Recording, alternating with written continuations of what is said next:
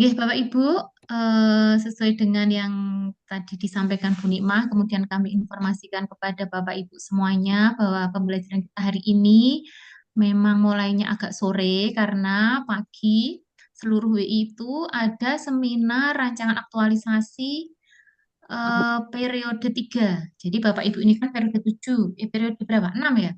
6. Periode 6, oke, periode 6. Kemudian hari ini, tadi dan kemarin, kita 2 hari ada seminar rancangan aktualisasi untuk periode 3. Oke, kemudian besok Senin, Selasa lagi ada seminar rancangan aktualisasi periode 4. Jadi kita balik diklat setiap eh, pekan itu akan mengadakan seminar rancangan aktualisasi karena kita untuk buka pelatihan latsar ini tidak menunggu selesai dulu baru buka, tidak. Kalau menunggu selesai dulu, proses e-learning selesai 21 hari baru buka, nanti Bapak Ibu peserta itu tidak akan atau tidak cukup waktunya untuk diselesaikan di tahun 2025 ini. Gitu. Ini tadi Bu Nikmah menyampaikan, mungkin agak sedikit terlambat. Bapak Ibu, kita mungkin bisa laporan pembelajaran dulu kepada panitia. Nih, Mas Wildan, cek Mas Wildan, ada? Ya, baik, tunggu sebentar.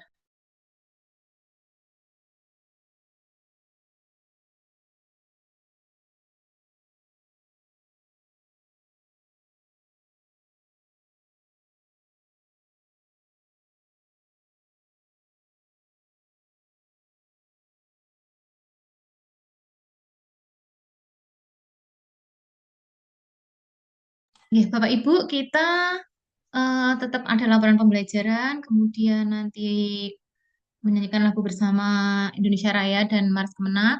Kemudian yang ketiga ada berdoa, dan selanjutnya nanti sambil menunggu Bu Nikmah, nanti mungkin jika waktunya masih ada kita bisa sharing, diskusi, tanya jawab terkait dengan pembelajaran Laksar CPNS.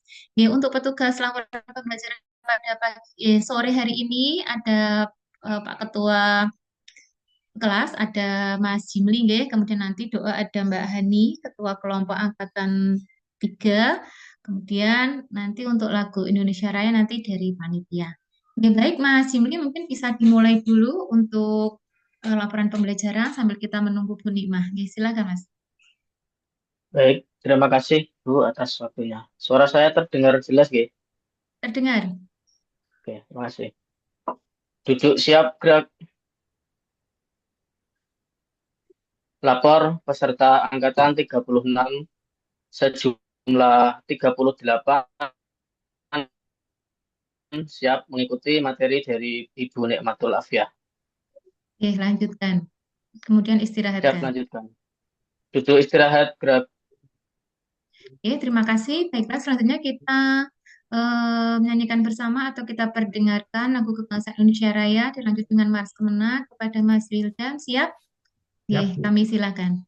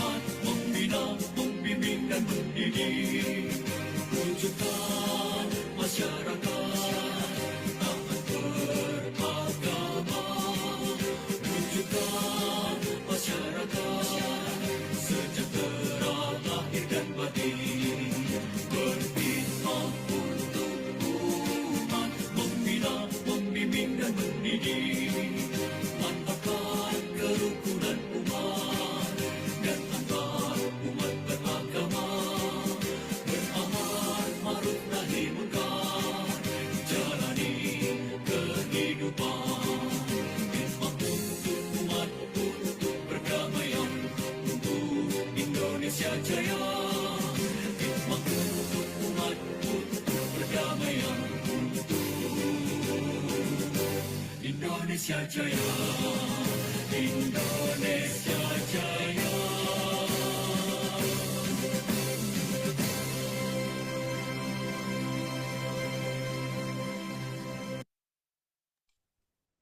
Oke, baik, terima kasih Mas Wildan. Bapak Ibu, selanjutnya kita akan berdoa bersama yang akan dipimpin oleh Mbak Hani Nur Sofia Arifah. Kepada Mbak Hani, kami silakan. Baik, terima kasih Ibu.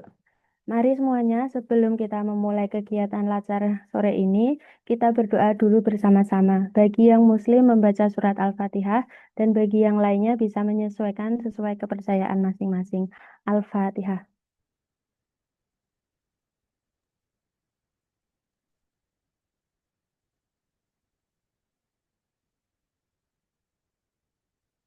Alhamdulillah, semoga dengan berdoa, kegiatan kita dapat berjalan dengan lancar. Waktu saya kembalikan kepada Bu Erma. Oke, terima kasih. Bapak Ibu, semoga dengan doa bersama tadi kegiatan kita yang dimulai sore hari ini dan insya Allah sampai dengan malam nanti bisa diberi kemudahan, kelancaran, dan keberkahan oleh Allah Subhanahu wa Ta'ala. Oke, baik Bapak Ibu, sambil menunggu Bu Nikmah, mungkin ada beberapa hal yang mungkin Bapak Ibu ingin diskusikan atau tanyakan. Kami buka, kami silahkan. Mungkin ada hal-hal tertentu, misalnya ada kesulitan di apa, atau mungkin upload tugas atau lainnya, bisa kita gunakan kesempatan di sore hari ini untuk berdiskusi sambil sambil menunggu Ibu Nikmah hadir di ruang Zoom. Atau mungkin Mas Wildan ada yang ingin disampaikan? Bahkan Bu menunggu Bu Nikmah saja ya. Rambon. Ya, ini Mas Wildan sore ini nanti pulang. Gimana? Pulang sore ini nanti. Iya nanti kemudian Bu pas di jalan. Kalau udah di rumah saya yang on lagi. Tidak Oh apa-apa. ya, oke. Masalahnya waktunya juga.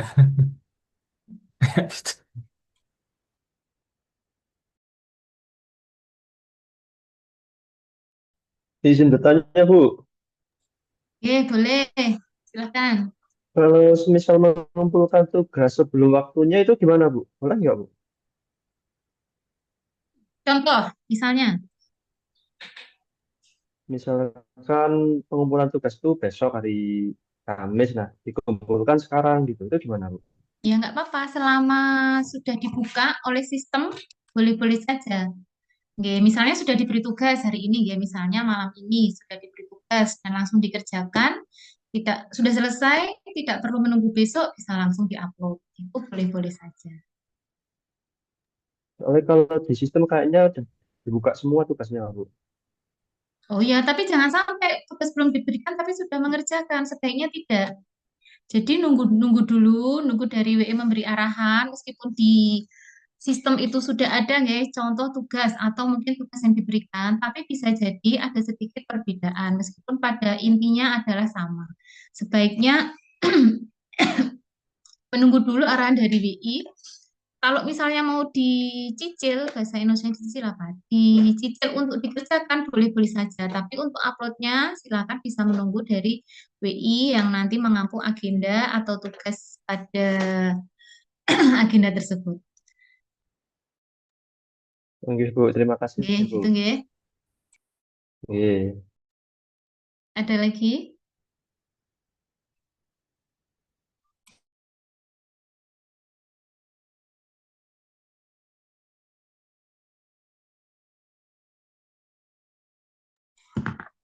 Kalau yang dari Pekalongan ada Mas Muhammad Ihsanul Fakih sama Mbak Magfirotunisa nggih.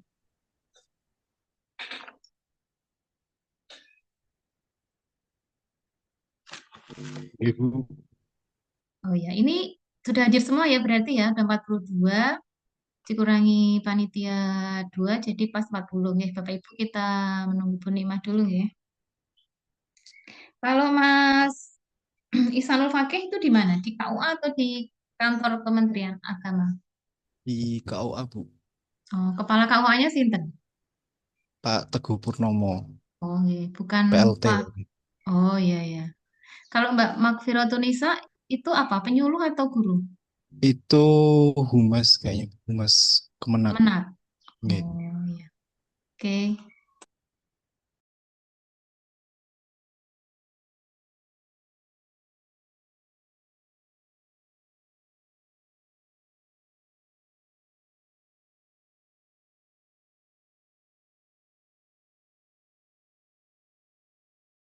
Oke, jadi Bapak Ibu nanti kan ada jeda untuk isoma, nggih, gunakan waktunya sebaik mungkin.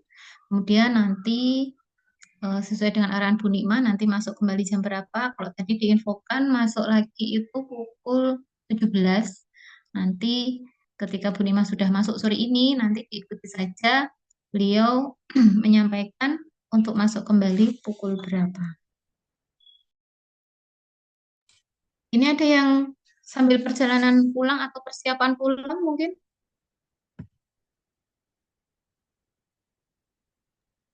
Alhamdulillah sudah di rumah, Bu. Oh, apa? Guru? Sudah di rumah itu guru penyuluh atau apa ini? Kok sudah di rumah? Kalau kantor kan masih jam 4 Guru, nanti. Bu. Guru. Apa? Guru. Oh, guru. Ya, ya. Nih, kalau guru kan Ya, memang guru sudah pulang, Bu. sudah di rumah ya berarti ya. Aman. Ya. Alhamdulillah aman. Nunggu sampai Zoom-nya selesai dulu, Bu. Baru pulang. Ya, ini Mas Ahmad ini di kantor. Iya, Bu, di kantor. Di KUA. nggih. Oke. Mas Wildan juga di kantor itu. Iya Bu, masih di kantor Bu. Nunggu jam pulang juga Bu. Oh Nanti kita iya. bergantian Bu Irma. Mbak Iya. Afi belum bisa dihubungi Mbak. Mbak Afi ini nggak berangkat hari ini. Monitoring kayaknya Bu. Oh iya iya. Kayaknya masih DL Mbak. Oke, nanti kalau jam pulang Mas Wildan pulang aja tak tak tunggu nih Zoom-nya. Ya, nanti kemudian kalau sudah sampai di rumah. Iya.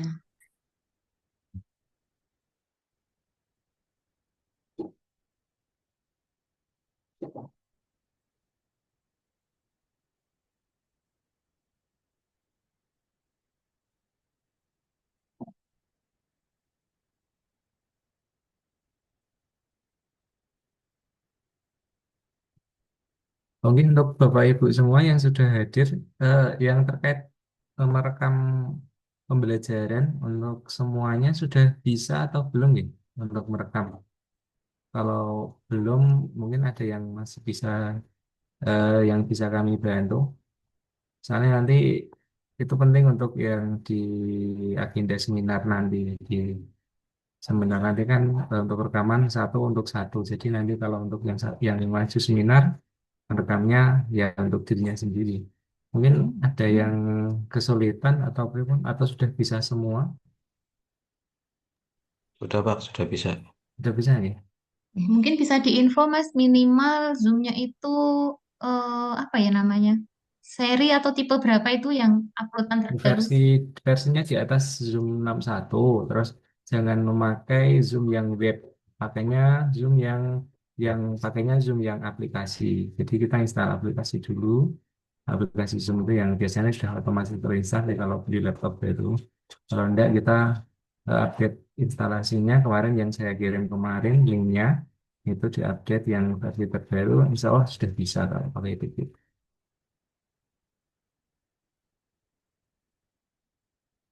Mungkin besok kalau sudah mendekati seminar kita coba satu persatu aja Bu, enggak apa-apa. Artinya apa Oke, oke. biar memastikan nih. Soalnya kalau pas seminar kan agak ribet. Iya. Kalau seminar itu agak hektik. Iya, karena kayak kayak sudah mengurusi dirinya sendiri semua hari. Iya. Nggak Nggih, bisa mungkin Bapak Ibu kemana-mana. dari sekarang bisa dipersiapkan nggih Zoom yang versi di atas enam titik Nah, satu ya. iya di atas nanti Ya, satu. di atas 6.1 diinstal bukan pakai Web. versi web. Hmm. Kalau saya pakainya versi web, meskipun di instalnya sudah ada.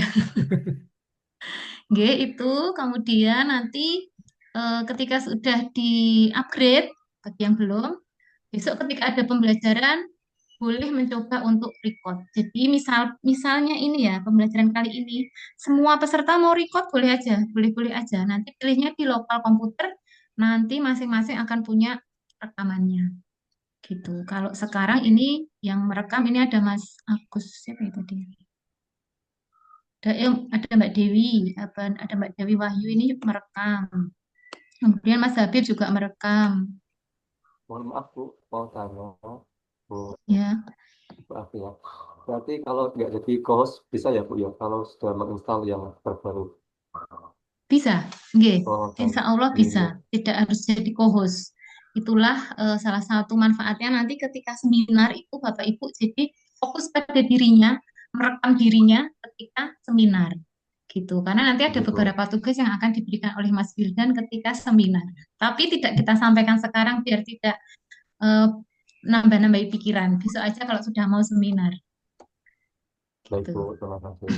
Oke.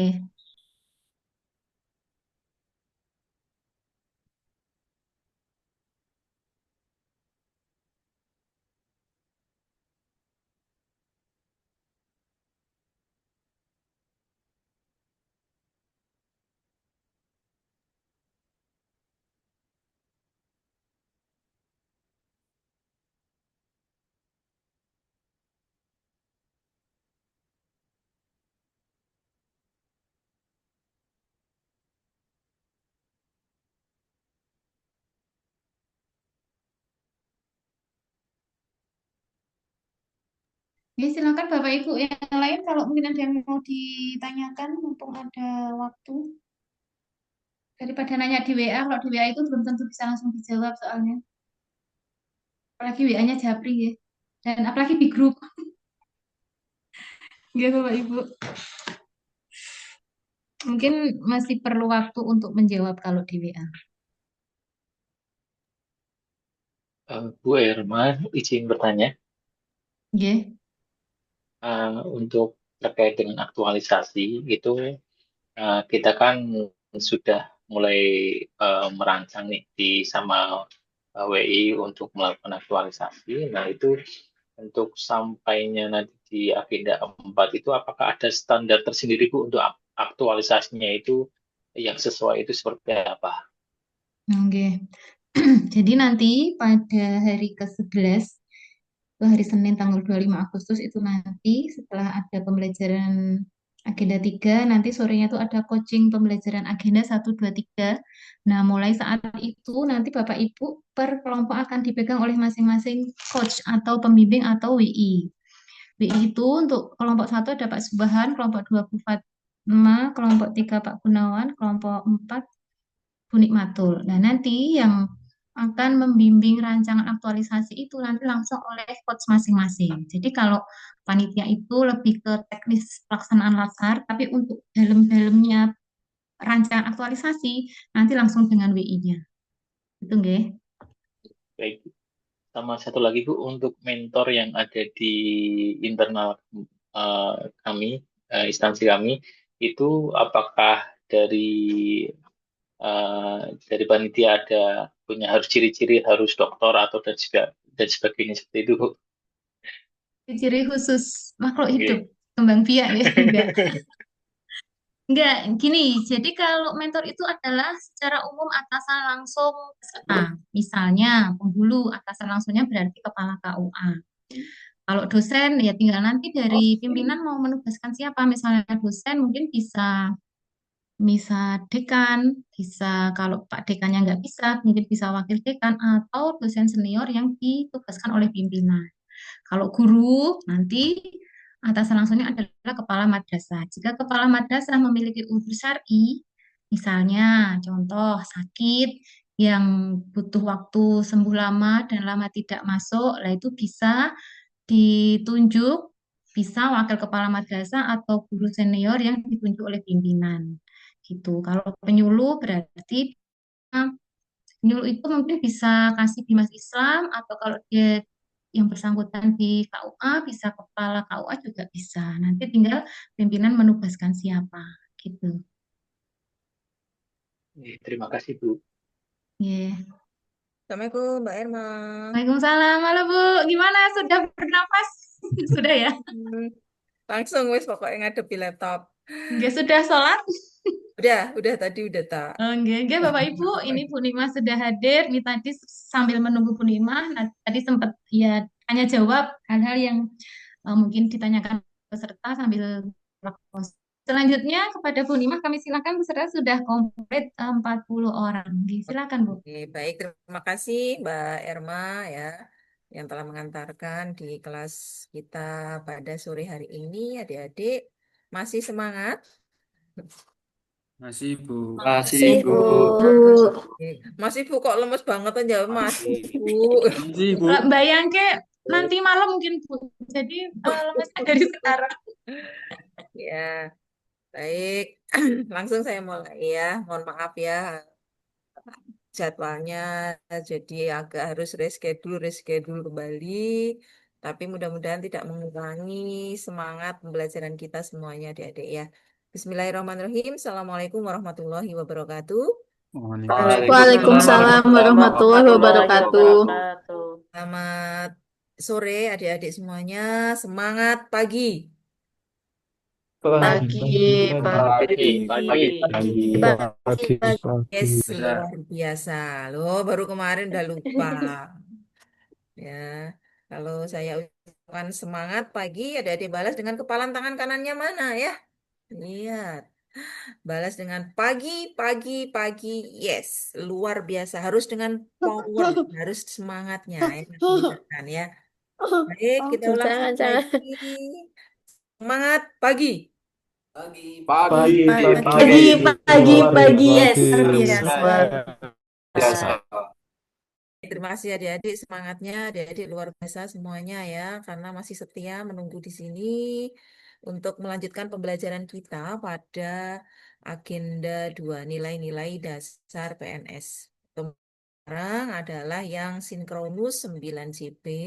Tentu sebelumnya adik-adik sudah menyelesaikan seluruh penugasan yang kita berikan dan juga sudah kita jelaskan pada pertemuan awal kita di 2JP sinkronus.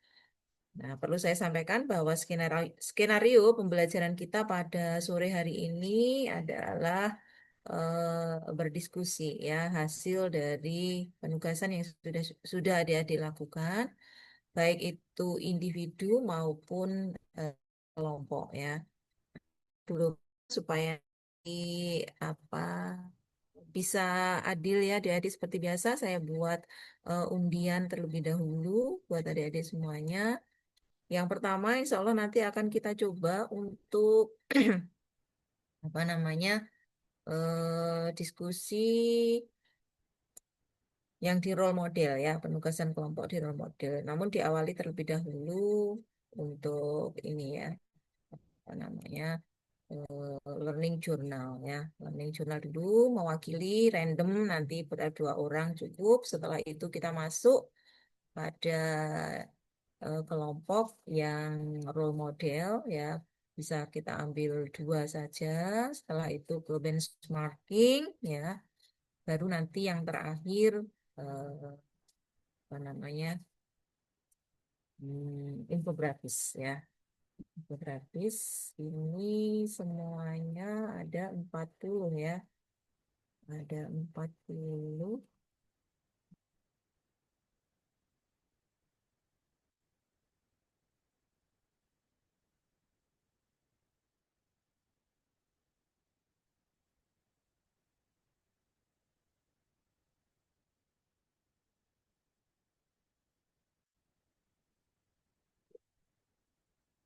Dua, dua, dua, tiga, dua, empat, 27. 2026, 2028.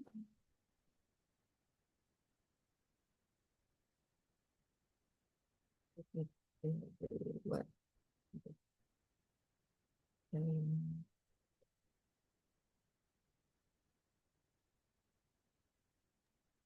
Oke. Baik, adik-adik mungkin bisa mempersiapkan yang learning journal dari MOOC ya, saat MOOC self learning sampai dengan hari pertama penugasan di learning journal ya. Izin saya share screen terlebih dahulu.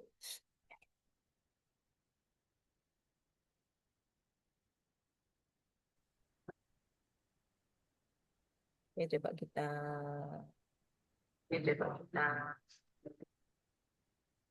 ya, siapa yang kebagian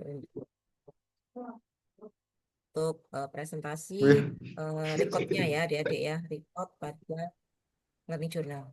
Nomor absen 4.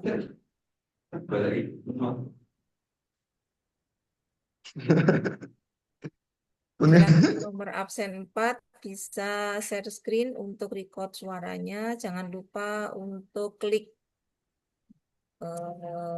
share sound-nya ya adik-adik ya, supaya bisa didengarkan oleh yang lainnya. Suaranya rawan lagi. Nomor 4 siapa? Mas Alfa. Mas Alfa nomor piro?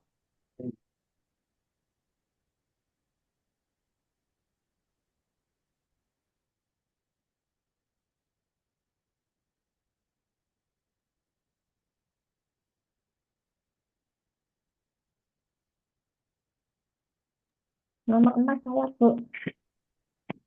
Nomor Bentar, Bu. Mbak Ajeng nomor absen 4. Iya. Oke. Silakan di-share recordnya Mbak yang learning journal. Oh iya, mungkin Bu. Bentar ya. Jangan lupa biasanya ada opsi untuk share sound ya. Dicentang terlebih dahulu supaya suaranya terdengar oleh teman-temannya ya.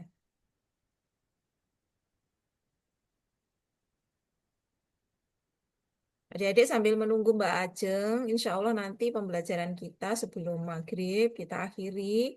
Namun untuk penguatan kita di sesi kedua ya, ini sebetulnya juga sudah kita potong ya buat adik-adik semuanya. Di sesi kedua nanti pada Isya ya jam 19 insya Allah sudah bisa gabung kembali ya sampai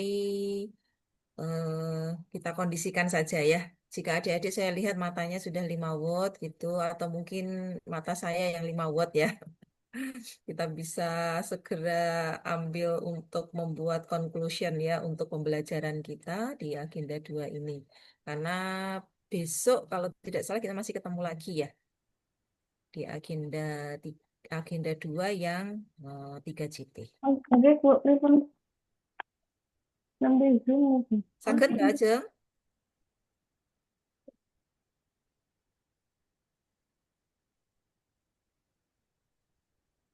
Filenya sudah ada, sudah ketemu. Bentar ya, Bu. Baru mencari ini.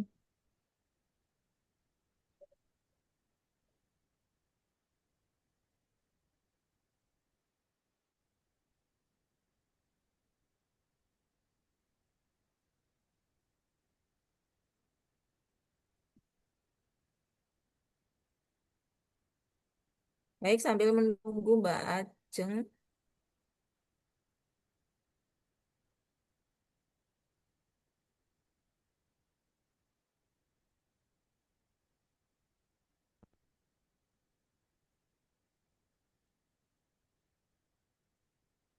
Jadi filenya harus di open dulu Mbak biasanya sebelum di share screen.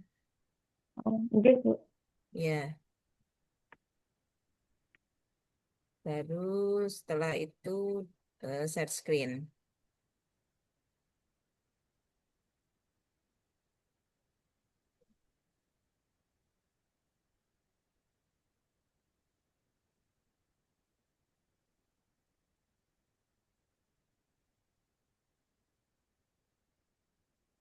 Assalamualaikum warahmatullahi Apakah wabarakatuh. sudah Perkenalkan nama sudah saya tampil di Ajeng layar, Putri. Bu?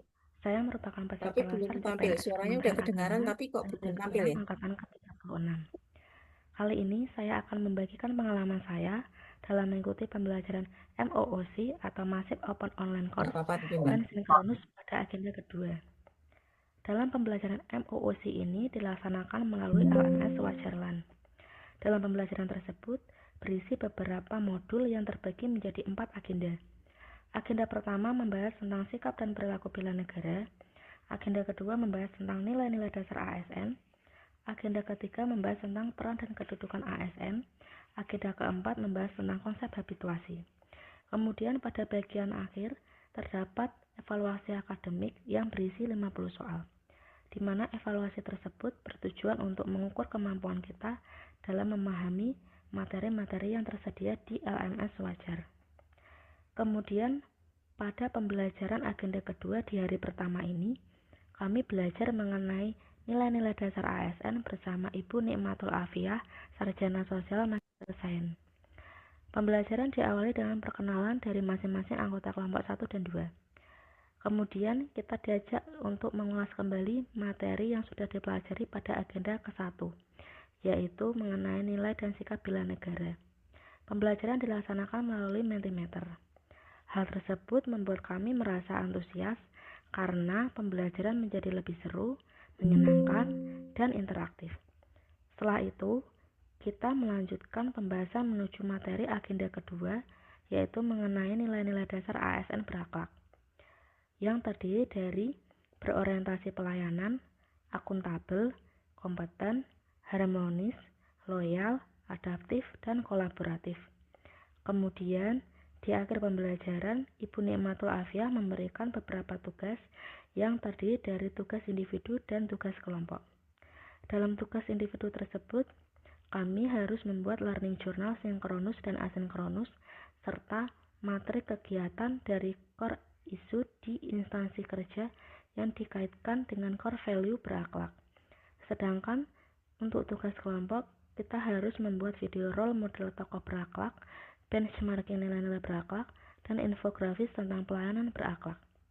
Demikian learning journal saya pada hari ini. Semoga bermanfaat bagi teman-teman semua. Terima kasih. Wassalamualaikum warahmatullahi wabarakatuh. Waalaikumsalam warahmatullahi wabarakatuh. Baik adik-adik, mungkin kita perlu compare ya dari teman yang lainnya. Kita kasih applause dulu buat Mbak Ajeng adik-adik ya. Tentu akan berbeda ya pengalaman Mbak Ajeng dengan pengalaman yang lainnya. Kita coba perwakilan satu orang lagi adik-adik untuk learning journalnya.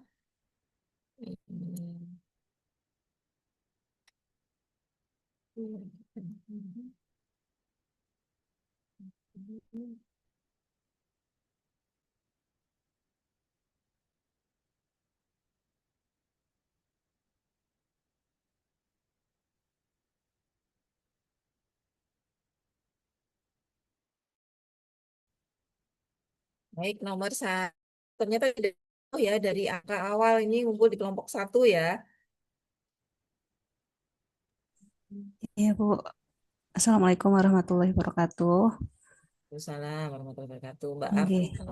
Oke, silakan. oke. Berarti ini di share screen aja, Bu.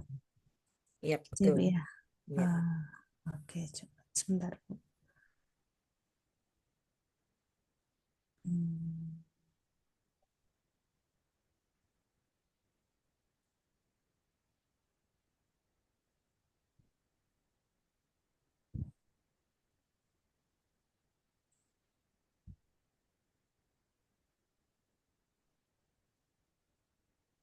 Ini langsung ke filenya nih, Bu.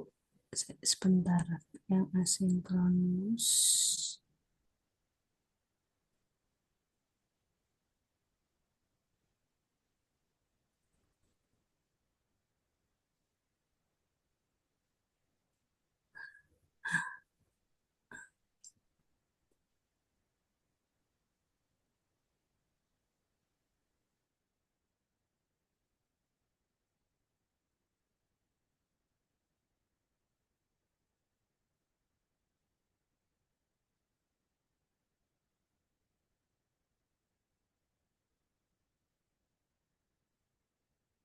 Filenya sudah ketemu, Mbak. Sampun Bu, ini lagi proses untuk di play. Masih loading. Perkenalkan. Sudah terdengar, Bu? Belum. Oh, Itu sudah play. barusan sudah play. Assalamualaikum. Oh, Coba lagi ya, Bu. ini Mbak Alvina stop share aja dulu. Stop share dulu, baru nanti share ulang. Pada saat share itu kan ada option di sebelah kanan ya, atas itu untuk share sound ya, itu dicentang dulu. Baik, Bu. Sebentar.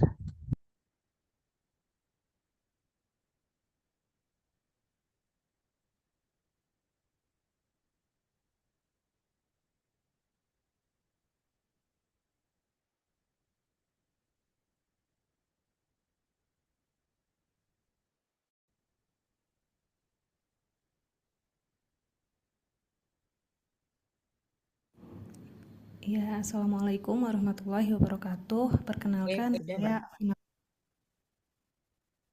Sampun nggih, Bu. Ya, udah kedengaran. Silakan. Fahrumi Liana. Saya calon dosen dari UIN Kiai Haji Abdurrahman Wahid Pekalongan. Gitu. Kemudian pendapat saya mengenai pengalaman pembelajaran sinkronus itu menurut saya sangat menarik. Kemudian cara ini juga tepat, apalagi sekarang kita berada di era digital gitu. Jadi kita tetap bisa belajar dimanapun kita berada gitu ya. Meskipun kita tidak bertatap muka secara langsung, kita menggunakan pembelajaran online, tetapi pembelajaran dari latsar CPNS ini menurut saya dikemas dengan baik sehingga peserta bisa tetap fokus dalam pembelajaran. Misalkan pemateri juga menyediakan PowerPoint, PPT gitu ya yang menarik. Kemudian melakukan absensi, perkenalan satu persatu, kemudian ada tanya jawab juga dengan peserta sehingga peserta juga tetap stay di situ di tempatnya masing-masing walaupun berjauhan. Peserta juga tetap memperhatikan isi materinya. Kemudian selain itu materi yang sudah dijelaskan di sinkronus itu juga di-share ke masing-masing angkatan atau kelompoknya sehingga peserta tetap bisa membaca lagi di lain waktu, bisa belajar lagi di lain waktu begitu. Terima kasih. Baik, terima kasih Mbak Afina ya. Nggih, Beda ya matur dari nuwun, Bu. perspektifnya ya. Jadi boleh stop share. Oke, kita kasih aplaus adik-adik baik untuk Mbak Ajeng sama Mbak Afina ya. Baik, sekarang saya ingin mencoba menggali pemahaman adik-adik kembali terkait dengan agenda-agenda ya. Nah, saya kemarin itu mencoba untuk pembelajaran melalui Zoom di perjalanan, tapi ternyata tidak maksimal adik-adik ya. Tadi saya merasa tidak efektif pembelajaran itu. Maka hari ini saya minta maaf pada adik semuanya karena kita harus reschedule jadwal pembelajaran kita ya. Kalau sudah eh, stay seperti ini kan lebih nyaman, jalan lebih kondusif. Kalau di jalan itu sebentar kepotong, nggak fokus, malah justru waktunya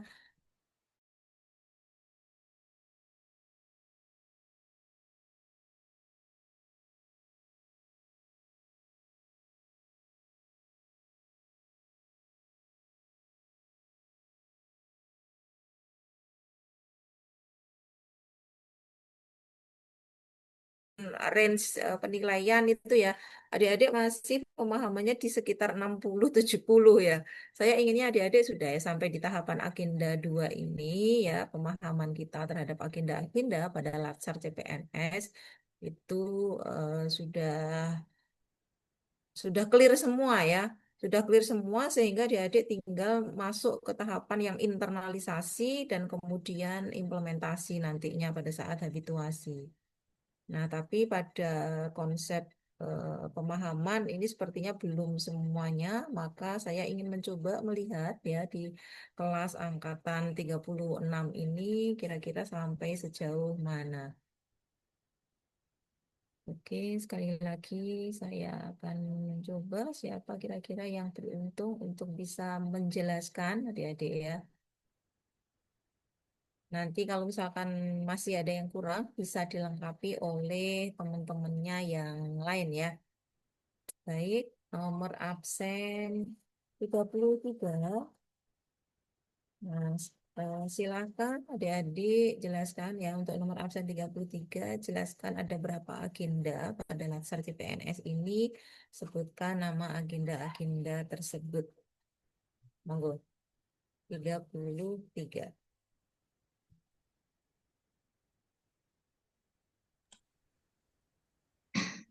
Ini tiga-tiga ada Mas Muhammad Asna Ufal Faiz dari Wonogiri. Silakan.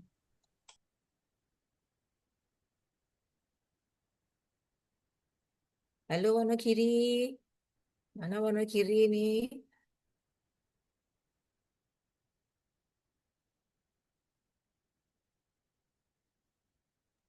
Mas Faiz, Mas Asna Ufal Faiz.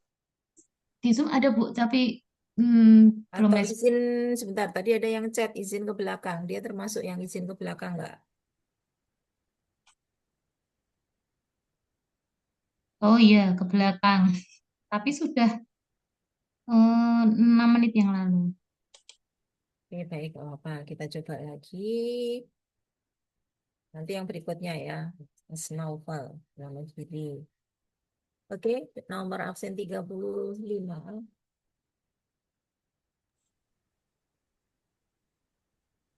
Ya 5 Mas Jimli, silakan.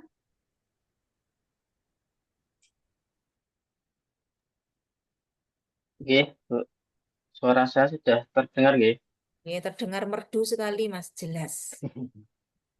Nggih, siap. Terima kasih, Bu Nikmatul Afiah atas waktunya. Izin menjelaskan terkait agenda yang ada di Latsar kali ini. Yang pertama, untuk agenda pertama meliputi sikap perilaku bela negara, itu meliputi wawasan kebangsaan, kemudian nilai-nilai bela negara, dan juga analisis isu dan kesiapsiagaan bela negara. Kemudian untuk agenda kedua ada nilai-nilai dasar PNS yang meliputi berorientasi pelayanan, kemudian akuntabel, kemudian kompeten, harmonis, loyal, adaptif, dan juga kolaboratif.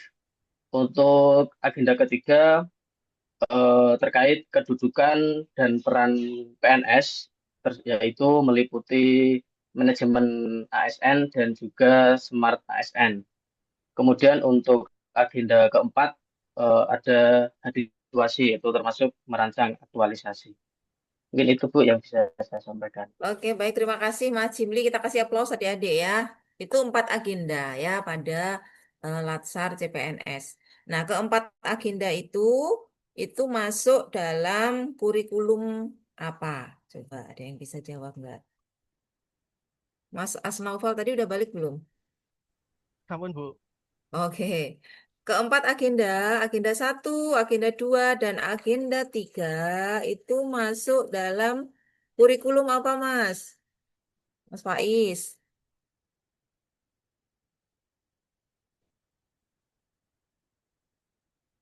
Ada dua kurikulum pada Latsar CPNS. Satu kurikulum, bla bla bla. Dua kurikulum. Smart ASN boten nggih, Bu. Nah, Smart ASN itu materi Oh, masuk di materi nggih. agenda. Yes, masuk di agenda berapa, Mas Naufal? Tak tanya malah kamu sekarang. Masuk agenda piro itu? Agenda Oke, benar agenda 3. Ini kita ngomong agenda. Yang sekarang kita ngobrol tentang kurikulum.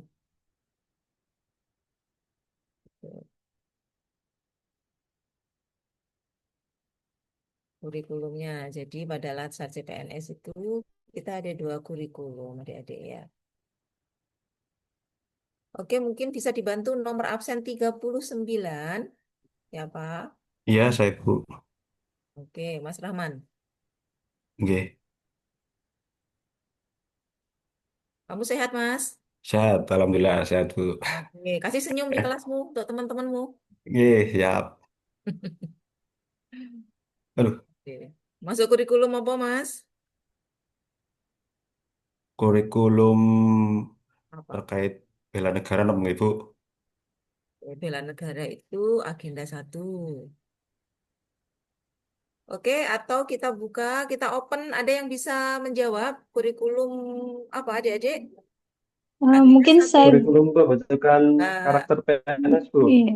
Oh, oke, baik ya. Benar sekali ya. Ini Mbak Rahma tadi juga mau jawab ya. Iya, Bu, sudah keduluan. Mas Agus ya yang jawab. iya, Bu.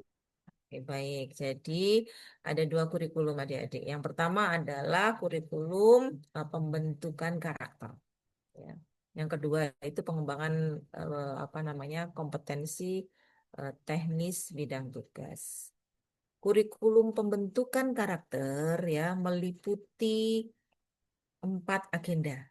Agenda 1, agenda 2, agenda 3, dan agenda 4. Nah, kira-kira sampai sejauh mana adik-adik sudah merasakan bahwa kita baru sampai 2 agenda sih ya, belum keseluruhan agenda ya.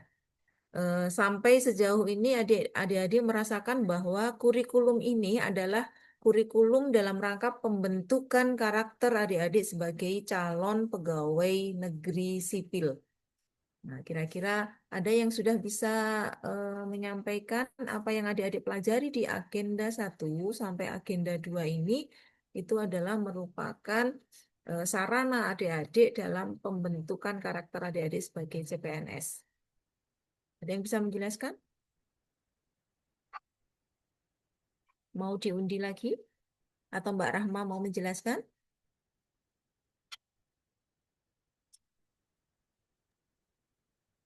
Oke, Mas siapa ini? Yang raise hand. Mas Yabuddin, Bu. Oke, siap. Ya, Mas, Ini silakan, Mas. langsung saya bicara atau bisa lewat audio, Bu? Hmm, Kalau di audio lebih tersusun rapi, ngoten. Kalau dijelaskan dengan kata-kata mungkin ya sebisanya, Bu. Ngoten. kalau di audio itu audio tentang apa? Mas Siap mau menjelasin apa? Yang di situ juga pengalaman saya kemarin, Bu, tentang di MOC dan juga di agenda-agenda yang dengan Ibu Nikmat Rafia. Learning journalmu. Iya, yang Learning berupa audio. journalnya. Eh, tidak. Jadi saya ingin Iya, langsung. memberikan penjelasan, ya apakah ya sejauh mana dari agenda 1 dan 2, karena kita baru belajar sampai agenda 2 ya, itu Iya. merupakan apa namanya dari 2 agenda itu ada pengalaman apa buat adik-adik semuanya yang mana itu memang benar-benar bisa membentuk karakter adik-adik sebagai CPNS gitu ya. Oke, Mas Ihab mungkin bisa langsung menyampaikan. Baik, Bu, terima kasih. Untuk pengalaman saya, selama saya mendapatkan pembelajaran di agenda 1 dan juga agenda 2, saya mendapatkan pemahaman yang lebih baik tentang wawasan kebangsaan, terutama di cinta tanah air.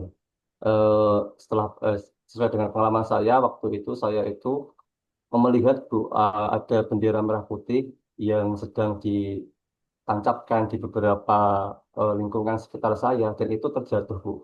Dan itu merasa saya tergerak untuk mengambil lalu memperbaikinya lagi, Bu.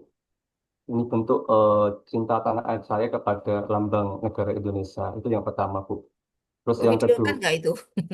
nggak saya videokan, Bu. Oke, lanjut. Karena itu kan yang insidental ya, Bu, ya. Nggak sengaja, Ya, nggak. oke. Nah, terus yang kedua, dalam nilai-nilai dasar ASN, saya lebih kepada ke orientasi pelayanan, Bu. Karena sebagai guru, di sini saya menyadari bahwa masih banyak yang harus saya kembangkan di diri saya supaya saya bisa memberikan pelayanan yang terbaik pada murid-murid saya. Mengingat murid-murid saya memiliki beberapa karakter yang sangat berbeda satu sama lain, dan saya berusaha bersikap adil untuk memberikan pembelajaran yang sesuai dengan gaya belajar uh, anak didik saya, Bu. Terima kasih. Oke, baik. Terima kasih Mas Sihab. Aplaus buat Mas Sihab, adik-adik ya. Baik, bagus sekali. Jadi, eh, jadi sudah bisa dirasakan ya bahwa agenda 1, 2, dan 3, agenda 1 dan 2 dulu ya, karena adik-adik baru sampai tahap agenda 2 ya. Itu adik-adik rasakan membentuk karakter adik-adik ya terkait dengan apa namanya bagaimana kita sebagai seorang calon pegawai negeri sipil ini memang harus apa namanya karakter kita ya mindset kita harus sudah terbentuk bahwa kita itu memang sebagai satu pelayan publik ya kan, dua pelaksana kebijakan publik, tiga perekat dan pemersatu bangsa. Nah, saya pengen tahu tuh bahwa dari 2 agenda ini kira-kira bisa apa tidak dirasakan oleh adik-adik atau tidak bahwa agenda-agenda ini adalah mengantarkan kita ya untuk pembentukan karakter kita sebagai calon pegawai negeri sipil. Tadi Mas Siap udah bagus ya merasakan care ya gitu ya. Oh, ada bendera jatuh. Ini bukan dalam masa percobaan sebagai CPNS saja kan? Oh, insya Artinya Allah nanti, benar.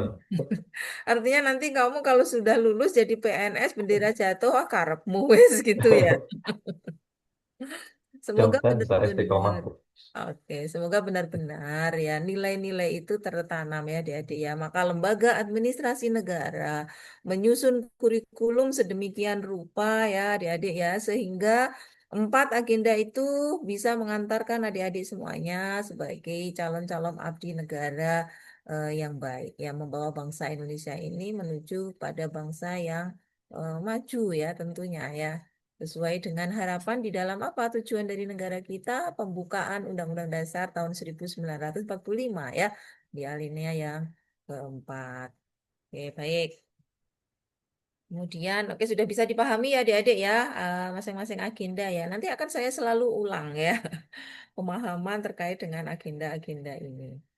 Jadi agenda 1, 2, 3 ya itu terkait dan mendukung dalam nanti pelaksanaan di habituasi agenda 4 sehingga nilai-nilai atau core values berakhlak ya itu tidak hanya sekedar jargon aja ya oh berakhlak seperti itu berorientasi pelayanan namun adik-adik bisa menerapkan 7 nilai tersebut dalam kegiatan-kegiatan adik-adik kalau di masa habituasi 1 bulan nanti ya.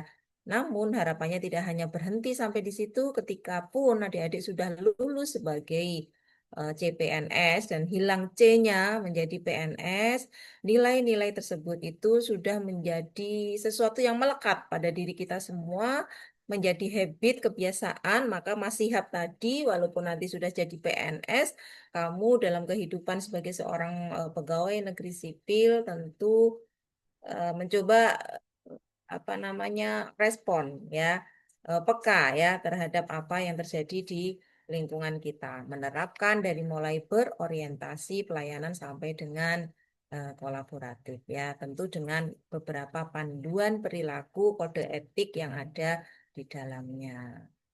Baik adik-adik ini saya stop share. Eh, Oke, di awal saya rasa sudah cukup. Kita sekarang masuk ke presentasi untuk tugas kelompok. Untuk presentasi kelompok ini, silakan masing-masing kelompok menyiapkan 1 orang moderator, 1 orang presenternya, ya. Kemudian anggota kelompok yang lainnya nanti ikut berpartisipasi aktif ya ketika ada pertanyaan dari kelompok lainnya.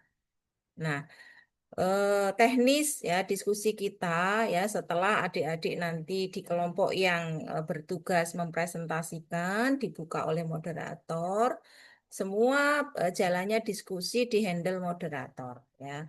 Setelah selesai mempresentasikan, dibuka sesi tanya jawab ya.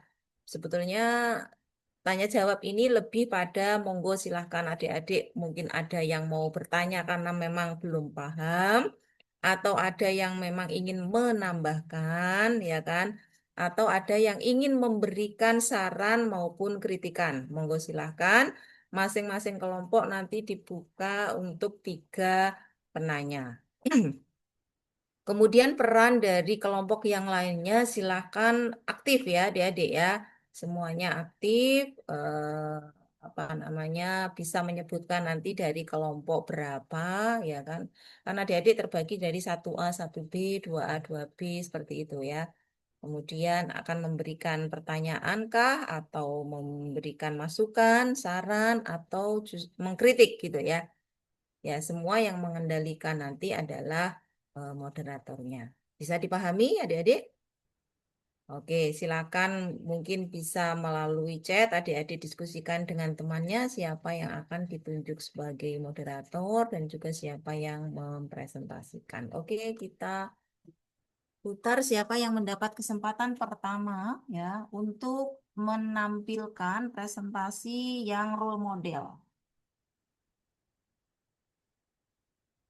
Yes, kelompok 2A. Iya, Ibu, mohon izin send screen, Bu. Oke, Mas Siva. Bentar, Ya, ya, untuk share dulu. teman-teman bisa menyiapkan sesuai tugasnya masing-masing. Mas Siva sebagai calon penghulu. Calon penyuluh agama Islam, Ibu. Oke, penyuluh ya. Bentar, Ibu. Ini.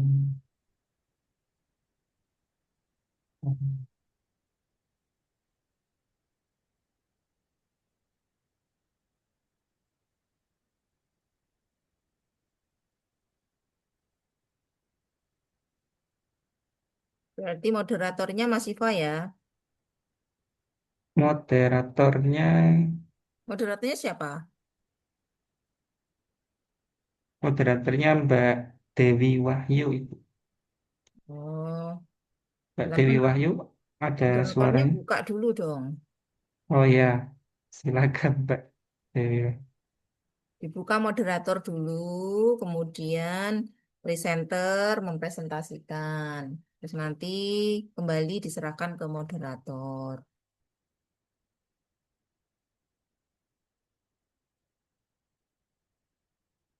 Mbak Dewi mana Mbak Dewi? Ya, halo cek Ibu, suara saya sudah masuk? Oke, jelas Mbak, silakan. Ya, ya terima kasih. Ya, sebelumnya Assalamualaikum warahmatullahi wabarakatuh. Perkenalkan, di sini saya sebagai moderator untuk kelompok 2. Untuk tugas yang pertama, tugas kelompok kami, yaitu video role model. Kami mengambil tokoh Indonesia, yaitu Bapak Profesor Dr. Insinyur Haji Baharudin Yusuf Habibie. Sebelumnya, saya perkenalkan terlebih dahulu untuk anggota tim dari kelompok 2. Yang pertama ada kelompok 2A. Yang pertama ada Mas Bobi Yurisa, terus yang kedua ada Mbak Dewi Fairuzulaikho, terus yang ketiga ada saya sendiri Dewi Wahyu Setiorini, yang keempat ada Mas Dimas Banda Sugiyarta, dan yang kelima ada Mas Dorif Syifa Fuadi. Untuk nanti presenternya akan disampaikan oleh Mas Dimas Banda Sugiyarta dengan moderator saya, dan juga untuk operator nanti akan dibantu sama Mas Dorif Syifa Fuadi. Mungkin itu saja untuk pembukaan dari presentasi kelompok 2A. Mari kita saksikan terlebih dahulu hasil video role model yang telah kami selesaikan. Terima kasih.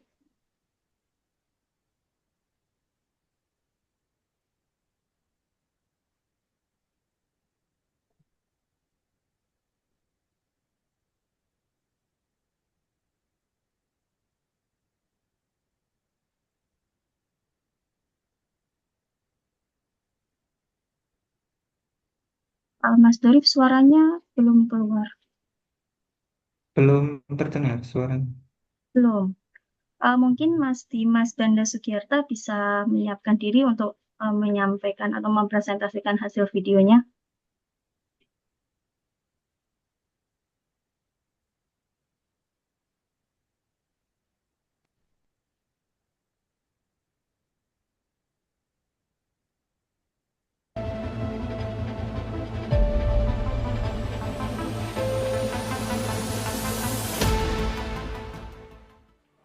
Baharudin Yusuf Habibie, yang biasa dikenal dengan B.J. Habibie, merupakan Presiden RI yang ketiga. Lahir di Parepare, Sulawesi Selatan pada 25 Juni 1936. B.J. Habibie menamatkan pendidikannya di Jerman. Setelah menempuh pendidikan di Jerman, B.J. Habibie kemudian masuk di perusahaan terkemuka di dunia atau di Jerman terkait perusahaan pesawat. Bahkan B.J. Habibie mendapatkan julukan Mr. Crank dalam kemampuannya menghitung konstruksi pesawat dengan presisi tinggi. Pada tahun 1970-an, B.J. Habibie pulang ke Indonesia atas perintah dari Bapak Presiden Soeharto pada waktu itu.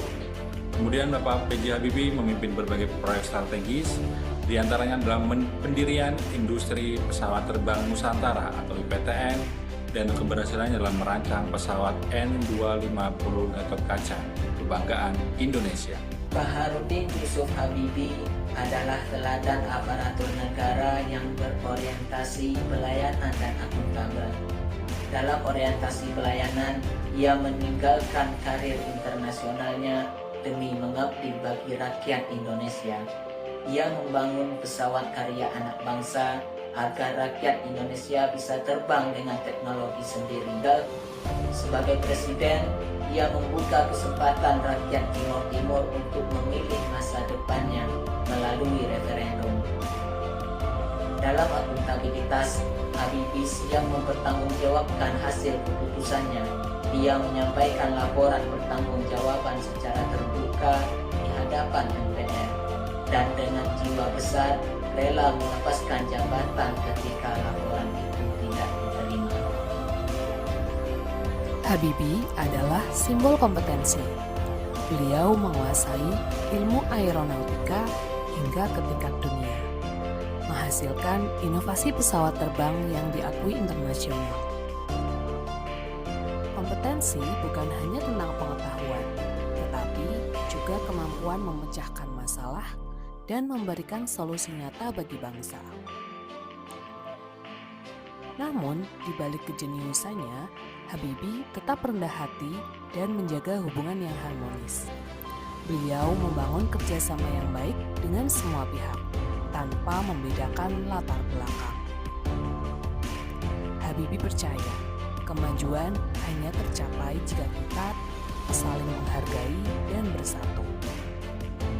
Cinta B.J. Habibie terhadap Indonesia tidak bisa ditawar dan tidak pernah luntur. Hal ini beliau buktikan dengan kembalinya beliau setelah sukses di luar negeri untuk membangun negeri. Pesawat N250 adalah bukti nyata cinta beliau terhadap negeri. Cinta B.J. Habibie terhadap Indonesia tidak bisa ditawar dan tidak pernah luntur. Hal ini beliau buktikan dengan kembalinya beliau setelah sukses di luar negeri untuk membangun negeri. Realitas bagi B.J. Habibie bukan hanya pengertian teknis, tetapi juga moral. Kebenaran adalah di atas segalanya, karena bagi beliau, bangsa ini terlalu berharga jika hanya dijadikan sebagai negara. Selain memiliki loyalitas yang tinggi, B.J. Habibie juga sangat adaptif. Saat beliau kembali ke Indonesia, beliau tidak serta-merta memasukkan semua teori yang beliau dapat dari luar negeri ke Indonesia. Namun beliau melakukan riset terlebih dahulu, beliau memahami terlebih dahulu bagaimana SDM di Indonesia, ekosistem industri di Indonesia, dan bagaimana menanamkan kepada masyarakat Indonesia bahwa kita harus berdiri di kaki sendiri. Adaptif bagi B.J. Habibie bukan hanya menyerah, tapi mau untuk berubah untuk maju, bergerak untuk lebih baik bagi Indonesia. Dari ruang laboratorium hingga ruang istana, B.J. Habibie selalu menyesuaikan diri, karena beliau tahu untuk membangun Indonesia kita harus berani berubah, tak pernah melupakan siapa kita. Beliau berkolaborasi dengan industri pesawat terbang Nusantara. Beliau Habibie juga berkolaborasi dengan pemerintahan Jerman untuk terus meningkatkan kerjasama dalam bidang teknologi penerbangan. B.J. Habibie adalah teladan yang selaras dan telah menerapkan nilai-nilai berakhlak. B.J. Habibie membuktikan bahwa nilai berakhlak bukan hanya konsep di atas kertas saja, melainkan perilaku yang bisa menginspirasi generasi penerus untuk melayani, berkarya, dan menjaga nama bangsa. Mari kita menjadi PNS bukan hanya bekerja semata, akan tetapi melayani dengan sepenuh hati.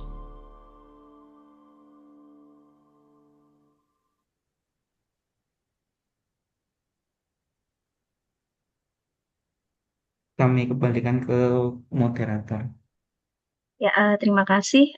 Berikut video dari tim kelompok 2A yang menampilkan tentang Bapak B.J. Habibie. Mungkin untuk kesimpulan atau rangkuman dari video tersebut bisa disampaikan oleh presenter Mas Dimas. Terima kasih. Baik, terima kasih Bu Moderator. Baik, jadi kesimpulannya teman-teman Ibu Afia, kami mengangkat profil dari Bapak B.J. Habibie karena yang pertama memang B.J. Habibie memiliki sosok ataupun sifat berakhlak sesuai materi yang telah disampaikan sebelumnya sesuai di agenda 2. Kemudian beliau juga terkait wawasan kebangsaan ataupun cinta tanah air juga sangat besar, terbukti dari beliau mendedikasikan dirinya di dunia penerbangan dan membawa Indonesia untuk lebih baik lagi. Bahkan menciptakan pesawat Gatot Kaca N250 yang membanggakan dan mengharumkan nama Indonesia. Begitu juga kontribusinya pada industri penerbangan dan teori yang lainnya. Seperti itu, Ibu. Jadi kurang lebihnya di video tadi sudah menampilkan alasan kenapa kita memilih B.J. Habibie. Oke, terima kasih Mas Dimas untuk penyampaiannya. Mungkin selanjutnya kita buka untuk sesi tanya jawab ataupun sesi sanggahan ataupun yang lainnya. Bisa dipersilahkan, bisa raise hand untuk yang ingin bertanya ataupun menanggapi. Terima kasih.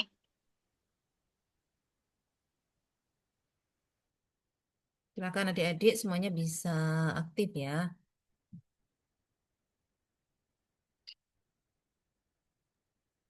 Izin bertanya?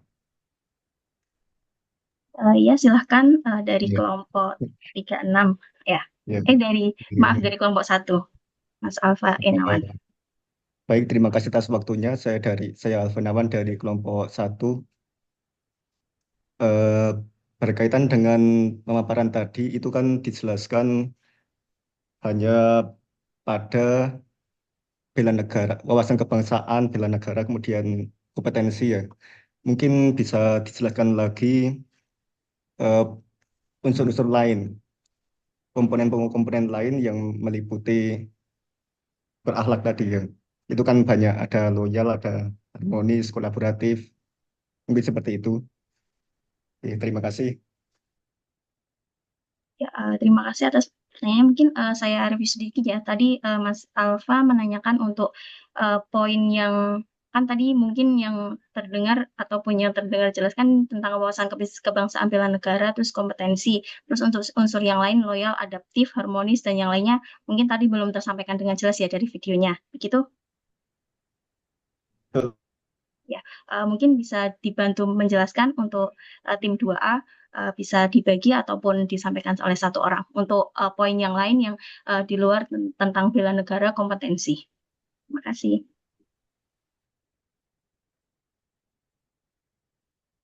Mungkin Mas Dimas dulu bantu menjawab atau ada Mas Bobi, Mbak Dewi Virus. Oke, Mas boleh. Arif juga Saya bisa. bantu Ya. jawab Oke. terkait untuk kompetensi yang lain. Tadi yang jelas di awal adalah berorientasi, kemudian akuntabel. Kemudian saya menambahkan terkait kompetensi ataupun yang dimiliki Pak Habibie. Di sini kita semua sudah paham dan sudah lebih tahu. Bahkan di dunia internasional pun sudah diakui bahwasanya Pak Habibie memiliki rekam jejak yang gemilang ataupun sangat bagus di dunia penerbangan seperti itu. Bahkan ada beberapa teori yang langsung oleh Pak Habibie di dunia penerbangan. Kemudian terkait loyal, Pak Habibie di sini sangat setia. Bahkan kecintaannya kepada negara ini tidak menghalangi untuk tetap pulang dan ingin tetap membangun negeri kita, Indonesia. Kemudian terkait adaptif, Pak Habibie juga sangat beradaptasi ya, teman-teman. Pada waktu itu belum sangat terkait internet dan yang lainnya, namun Pak Habibie sangat beradaptasi terkait perubahan zaman dan situasi saat itu yang di Indonesia memang sangat sulit. Bahkan Pak Habibie sangat terbuka terhadap ide-ide baru dan mampu mengambil keputusan yang tepat dalam menghadapi tantangan yang pada waktu itu sedang dihadapi di Indonesia. Mungkin teman-teman yang lain bisa menambahkan terkait kolaboratif dan yang lainnya. Baik, menyusul dari jawaban Mas Dimas bahwa unsur kolaborasi sendiri dari Pak B.J. Habibie sudah menerapkannya, bahkan beliau sebelum pulang ke Indonesia juga telah melakukan kolaboratif dengan pemerintahan Jerman, khususnya di sektor teknologi penerbangan. Suatu kebanggaan bagi Indonesia bisa memiliki sosok seperti beliau. Beliau juga yang pertama kali menjadi pelopor untuk menginisiasi terjalinnya kerjasama antara PT Industri Pesawat Terbang Nusantara atau IPTN yang sekarang menjadi PT Dirgantara Indonesia dengan pemerintah Indonesia dan dengan pemerintah Jerman. Terima kasih.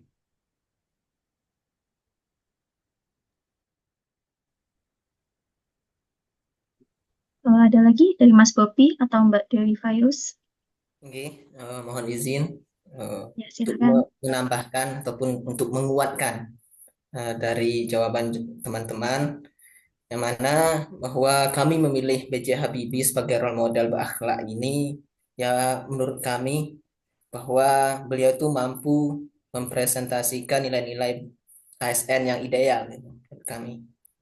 Karena untuk berorientasi pelayanan, beliau rela meninggalkan karir internasionalnya untuk melayani bangsa Indonesia. Begitupun beliau loyal kepada Indonesia, rela meninggalkan karir yang tertinggi menurut kita karena sudah internasional untuk melayani rakyat Indonesia. Itu. Terus di masa beliau menjadi presiden, beliau adaptif terhadap masa transisi reformasi yang mana terjadi krisis moneter pada waktu itu. Jadi beliau bisa menyesuaikan. Memang pada saat itu memang masa yang sulit. Jadi beliau sangat ideal sebagai role model berakhlak. Itu dari saya. Terima kasih. Kembali ke moderator. Oke, terima kasih. Terakhir Mbak Dewi Virus ada yang mau ditambahkan? Terima kasih, mungkin sedikit tambahan dari saya. Sebenarnya dari video tadi sebenarnya sudah dipaparkan semua ya tentang berakhlak pada B.J. Habibie dari Yonen.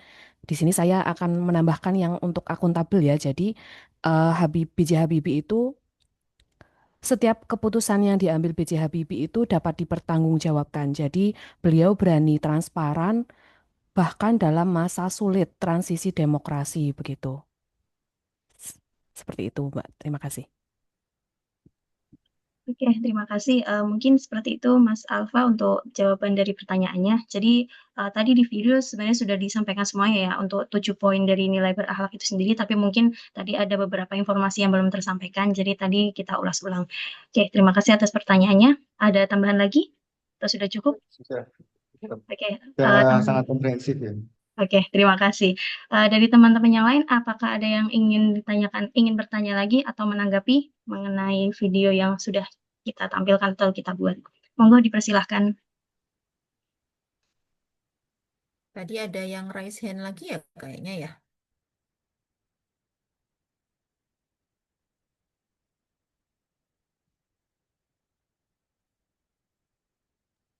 Baik, mohon izin bertanya, Mbak.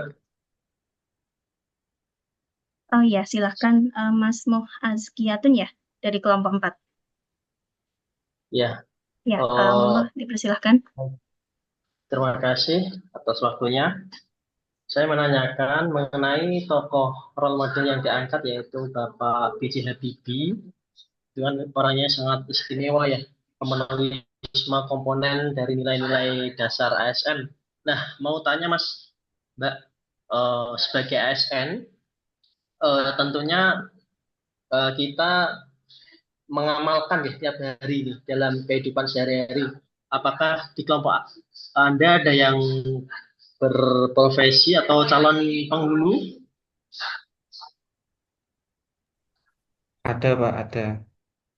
Mohon maaf Mas, mohon dijelaskan kembali terkait role model yang panjenengan angkat. Bagaimana cara kita mengimplementasi dalam dunia kerja kita, khususnya di KUA, terkait nilai-nilai dasar ASN yang telah dijelaskan tadi. Terima kasih. Kaitannya dengan B.J. Habibie, nggih. Terima kasih. Oke, terima kasih pertanyaannya, Mas. Maaf, saya mereview ulang ya pertanyaannya. Untuk yang ditanyakan itu implementasi nilai berakhlak terhadap jabatan penghulu atau jabatan dari salah satu di antara kami? Jabatan penghulu saja, Mbak. Oh ya udah. Oke, mungkin yang penghulu bisa disampaikan sedikit saja mengenai implementasi nilai berakhlak di jabatan tersebut. Dulu kayaknya 2B itu, Mbak. Oke, saya penghulu, Mas. Oke, Mas Bobi. Oke. Eh, Baik, saya izin menjawab pertanyaan dari Mas. Siapa tadi? Dari kelompok 4 nih. Ya, Mas Iya. Moh Azkiyatun. Oke. Saya sebagai penghulu, saya juga ngefans sama Bapak B.J. Habibie karena keteladanan beliau untuk apa ya, melayani rakyat Indonesia. Dalam berorientasi pelayanan sebagai penghulu, memberikan pelayanan pernikahan yang cepat, ramah, transparan, dan sesuai syariat dan perundang-undangan. Begitupun beliau B.J. Habibie dalam melayani rakyat Indonesia. Apabila dipanggil, beliau langsung datang. Dipanggil, beliau masih di luar negeri. Dipanggil, beliau langsung datang untuk melayani rakyat Indonesia. Itu. Jadi sebagai penghulu dalam pelayanan pernikahan khususnya, apabila sudah ada tamu datang untuk mendaftarkan pernikahan, maka cepat, ramah, dan transparan sesuai syariat dan perundangan. Itu pun akuntabel,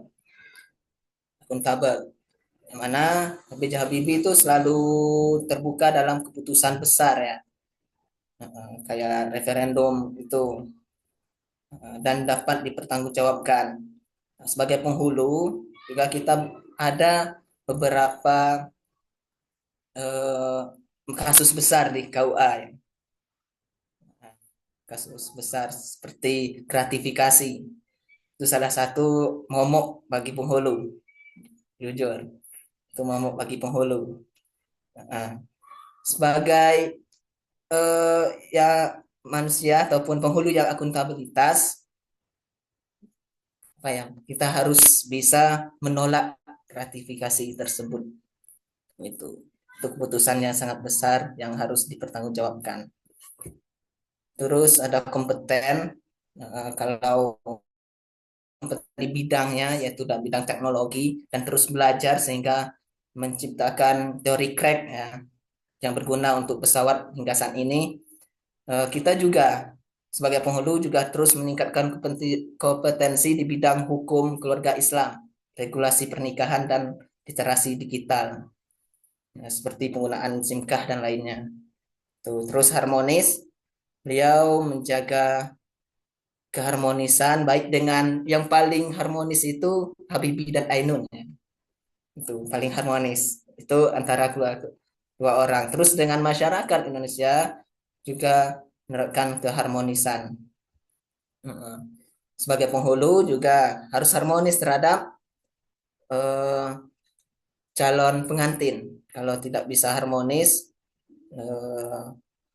ya tidak menyejukkan bagi mereka. Begitupun hubungan baik dengan tokoh agama di masyarakat. Karena kita sebagai fungsional yang selalu keluar ke lapangan. Terus loyal, tentu Habibie pulang ke tanah air untuk mengabdi, kita juga sebagai penghulu datang daftar sebagai penghulu juga harus mengabdi untuk tanah air kita sesuai profesi. Terus adaptif, B.J. Habibie bisa menyesuaikan diri sebagai ilmuwan teknologi, tapi bisa adaptif dengan sebagai presiden itu yang mengurusi lainnya. Itu pun penghulu. Di KUA tidak hanya pernikahan ataupun pendaftaran pernikahan saja, tapi juga penyuluhan agama Islam dan beberapa tugas dan fungsi dari KUA tersebut. Jadi harus adaptif terhadap tugas-tugas tersebut, bukan hanya untuk pernikahan. Terus kolaboratif ini tentu kalau Habibie bisa kolaborasi dengan internasional, kita juga harus bisa berkolaborasi dengan penyuluh agama, terus tokoh masyarakat dan lain-lainnya. Mungkin itu dari saya, mungkin ada tambahan. dari teman-teman, saya kembalikan ke moderator. Ini Cukup jelas Pak Bobi. role modelnya penyuluh ya ini ya. Penyuluh penghulu, penghulu ya. Penghulu, Bu. Baik, terima kasih, Mas. Kembalikan mungkin nanti Terima kasih. setelah selesai semuanya memberikan ini bisa dikembalikan yang bertanya ya. Kira-kira sudah terjawab atau belum. Oke, lanjut silakan adik-adik. Oke, berikut Mas Moh Askiatun ya untuk jawaban dari pertanyaannya. Mungkin dari Masnya ada yang mau ditanggapi atau ditanyakan lebih lanjut? Baik, terima kasih Mbak Moderator.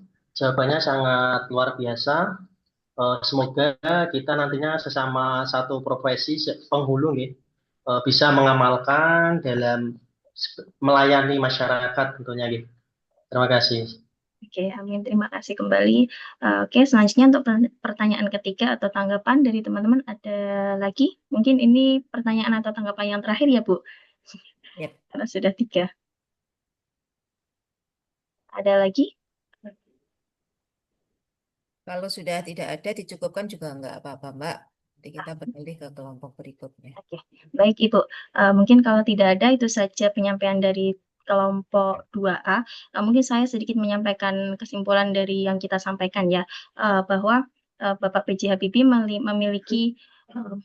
memiliki aktualisasi yang sangat baik untuk implementasi nilai berakhlak, dan nilai berakhlak di sini bisa diimplementasikan untuk semua profesi. Jadi tergantung kita dalam menyikapinya dan juga mengaktualisasikannya dalam profesi kita. Jadi semoga kedepannya role model tersebut dari Bapak PJ Habibie kita bisa belajar banyak dan juga bisa kita realisasikan ke diri kita masing-masing. Mungkin itu saja dari penyampaian dari kelompok 2A. Kurang lebihnya kami mohon maaf. Terima kasih atas waktunya. Wassalamualaikum warahmatullahi wabarakatuh.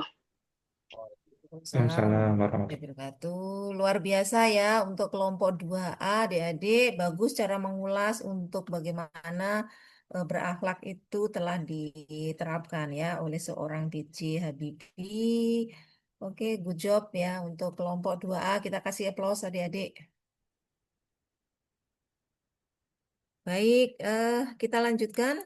Satu lagi ya untuk role model ya sebelum kita rehat karena udah di Semarang lagi mendung adik-adik ya. Nggak tahu di tempat adik-adik seperti apa cuacanya ya. Oke.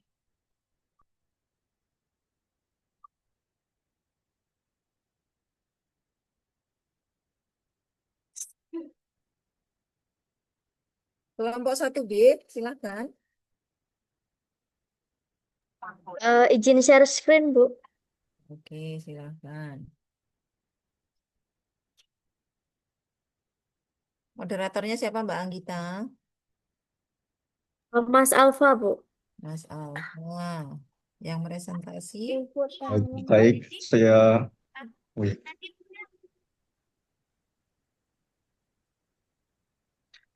awali. Assalamualaikum warahmatullahi wabarakatuh. Waalaikumsalam warahmatullahi wabarakatuh. Ya, perkenalkan saya Alfa Naman sebagai moderator pada kesempatan ini. Kami ingin memaparkan video role model dari kelompok 1B. Nah, kelompok kami ini mengambil tokoh yaitu Menteri Agama Republik Indonesia, Profesor Dr. Kiai Haji Nasaruddin Umar. Pada kelompok 1B ini terdiri dari 5 anggota. Pertama itu Mas Arief Fathur Rozi, 2 Alif Fajar Sri Utomo, 3 Anggita Ayuni, 4 Arinda Fitriani, dan Alfainawan. Nah, untuk selanjutnya, monggo presentator untuk memulai presentasi video role model. Kami persilahkan.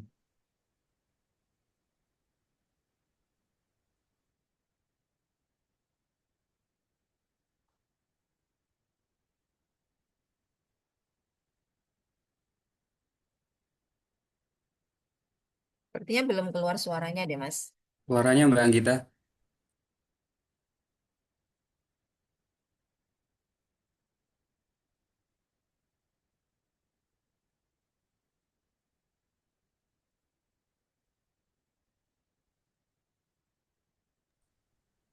Ngapunten Mbak Anggita, suaranya belum keluar.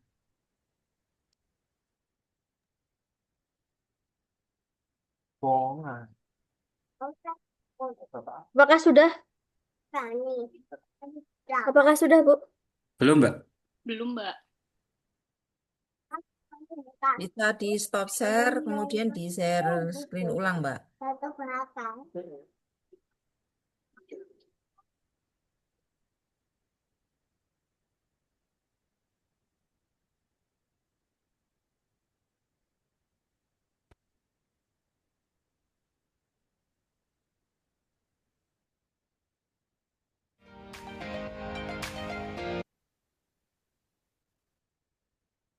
Sudah ada Mbak suaranya.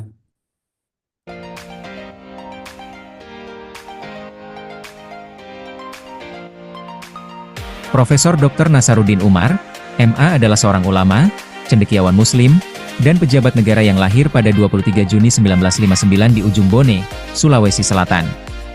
Ia dikenal karena kiprahnya dalam bidang keagamaan, pendidikan, dan pelayanan publik. Mengawali pendidikan agamanya di pesantren dan lembaga keislaman lokal, Profesor Dr. Nasaruddin Umar kemudian menempuh pendidikan tinggi di UIN Alauddin Makassar, lalu melanjutkan studi magister dan doktoralnya di UIN Syarif Hidayatullah Jakarta. Komitmennya terhadap pengembangan ilmu membawanya belajar dan menjadi peneliti tamu di berbagai universitas ternama di luar negeri, seperti di Leiden University, Belanda, SOAS University of London, serta Georgetown University, Amerika Serikat. Dalam dunia akademik, beliau dikenal sebagai guru besar tafsir Al-Quran di UIN Jakarta dan telah menulis lebih dari selusin buku. Salah satunya yang paling berpengaruh adalah argumen kesetaraan gender dalam perspektif Al-Quran, karya yang menjadi referensi penting dalam studi Islam dan keadilan gender. Di bidang keagamaan, Profesor Dr. Nasaruddin Umar dipercaya sebagai Imam Besar Masjid Istiqlal Jakarta sejak tahun 2016. Beliau juga dikenal sebagai tokoh dialog antaragama, dengan mendirikan organisasi Madiyah, masyarakat dialog antar umat beragama, sejak masa mudanya, dan aktif menjembatani harmoni antar umat beragama di Indonesia. Pengabdiannya kepada negara tidak kalah menonjol. Ia pernah menjabat sebagai Wakil Menteri Agama Republik Indonesia pada masa pemerintahan Presiden Susilo Bambang Yudhoyono dari tahun 2011 hingga 2014. Kemudian, pada tanggal 21 Oktober 2024, beliau kembali dipercaya untuk mengemban amanah sebagai Menteri Agama RI dalam Kabinet Merah Putih di bawah kepemimpinan Presiden Prabowo Subianto.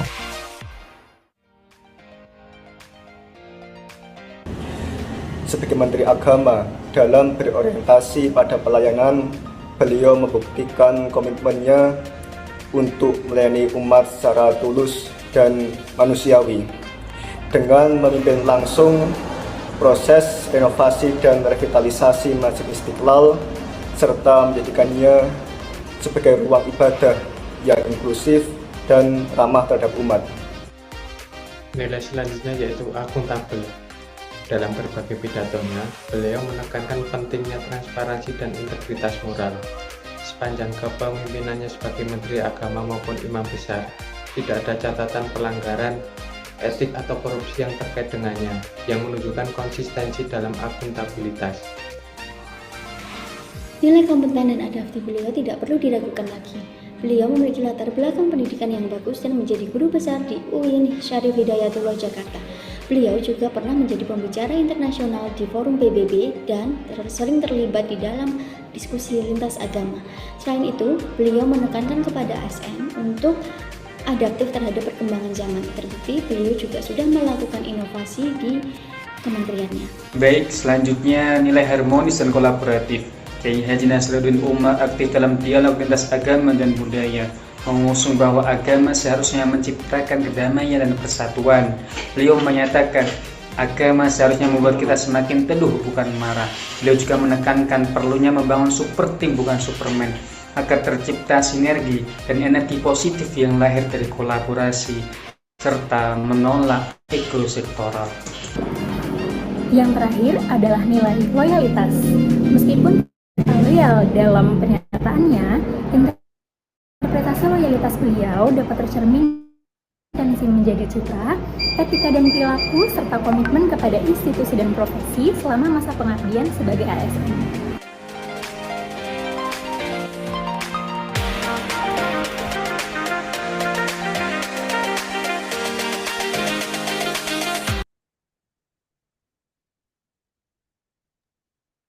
Demikian video role model yang kami paparkan.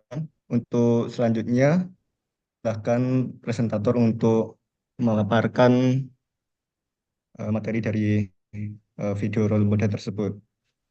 Baik, terima kasih Mas Alvan dan Mbak Anggita. Izin Ibu untuk menjelaskan yang pertama mengapa kami memilih Pak Profesor Dr. Nasruddin Umar. Sebelumnya kami diskusi untuk memutuskan siapa yang akan kami pilih untuk menjadi tokoh role model yang akan kami kupas dan kami konsepkan tentang konsep berakhlak. Sehingga diputuskan Bapak Menteri Agama, Bapak Profesor Dr. Kiai Haji Nasruddin Umar untuk menjadi tokoh role model yang kami diskusikan. Mengapa kami memilih Bapak Profesor Dr. Kiai Haji Nasruddin Umar? Yang pertama, untuk konsep berakhlak. Yang pertama, berorientasi pelayanan. Beliau membuktikan komitmennya untuk melayani umat, entah ia beragama apa dan di mana sukunya. Itu dibuktikan salah satunya yang disampaikan oleh Mas Alvan terkait revitalisasi Masjid Istiqlal, menjadikannya ruang ibadah yang inklusif dan ramah umat. Yang kedua, akuntabel. Dalam berbagai pidatonya dalam forum publik, beliau menekankan pentingnya transparansi dan integritas moral. Kita tahu sepanjang kepemimpinan dari Bapak Nasruddin Umar, sebagai Menteri Agama maupun Imam Besar Masjid Istiqlal, tidak ada catatan pelanggaran etik atau korupsi yang terkait dengannya, yang menunjukkan konsistensi beliau dalam akuntabilitas. Selanjutnya yaitu nilai kompeten dan adaptif dari Bapak Profesor Dr. Kiai Haji Nasruddin Umar. Beliau tidak perlu diragukan lagi, beliau memiliki latar belakang akademis yang sangat kuat, yakni guru besar UIN Syarif Hidayatullah Jakarta, dan aktif sebagai pembicara dalam forum internasional seperti PBB dan dialog antar agama internasional. Kemudian sebagai Menteri Agama, beliau juga dikenal dengan harmonis dan kolaboratif. Beliau aktif dalam dialog lintas agama dan budaya, mengusung gagasan bahwa agama seharusnya menciptakan kedamaian dan persatuan. Beliau menyatakan bahwa agama seharusnya membuat kita semakin teduh, bukan marah. Beliau juga menekankan perlunya membangun super team, bukan superman, agar tercipta sinergi dan energi positif yang lahir dari kolaborasi antar umat beragama dan antar budaya. Yang terakhir yaitu nilai loyalitas. Meskipun tidak secara eksplisit disebut loyal dalam pernyataannya, interpretasi loyalitas beliau tercermin dari konsistensi menjaga citra, etika, dan perilaku kepada institusi dan profesi selama mengemban jabatan sebagai Menteri Agama atau Imam Besar Masjid Istiqlal. Mungkin itu hasil diskusi kami terkait role model Bapak Profesor Dr. Kiai Haji Nasruddin Umar MA sebagai Menteri Agama sesuai dengan konsep berakhlak. Begitu penjelasan dari kami kembalikan kepada Mas Moderator, Mas Alvan, monggo. Baik, terima kasih atas pemaparannya Mas Arifat Hurozi, SH. Selanjutnya, silakan untuk memberikan pertanyaan atau saran kritik terhadap pemaparan kami. Ya, Mas Ahmad Mujazat, silakan. Oke, terima kasih atas waktunya. Izin bertanya satu saja. Dari 7 karakter yang sudah dijelaskan tadi, itu mungkin bisa dijelaskan satu prinsip dari nilai itu yang menekankan semua aspek, baik itu guru, penyuluh, penghulu, menurut kelompok jenengan itu bisa mencakup semuanya. Dari 7 itu yang mana prioritas yang lebih ditekankan? Apakah pelayanan, apakah tadi akuntabel atau yang lain? Itu saja kurang lebihnya, Mas. Terima kasih.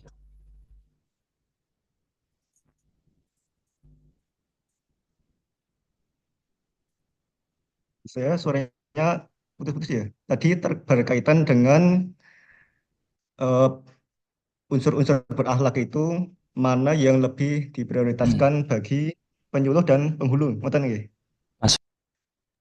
dari role model yang Anda usung itu dari beliau yang dari 7 aspek itu mana maksudnya yang lebih diprioritaskan menurut kelompok jenengan Anda untuk semua aspek baik itu penghulu, penyuluh atau guru atau yang lainnya itu yang lebih ditekankan dari 7 aspek itu yang mana yang utama menurut jenengan kelompok jenengan. Makasih. Terima kasih Mas atas pertanyaannya. Jadi ini berkaitan dengan penyuluh, penghulu, dan guru ya. Pokoknya semuanya gitu ya. Dan nanti akan menunggu teman-teman dulu ya.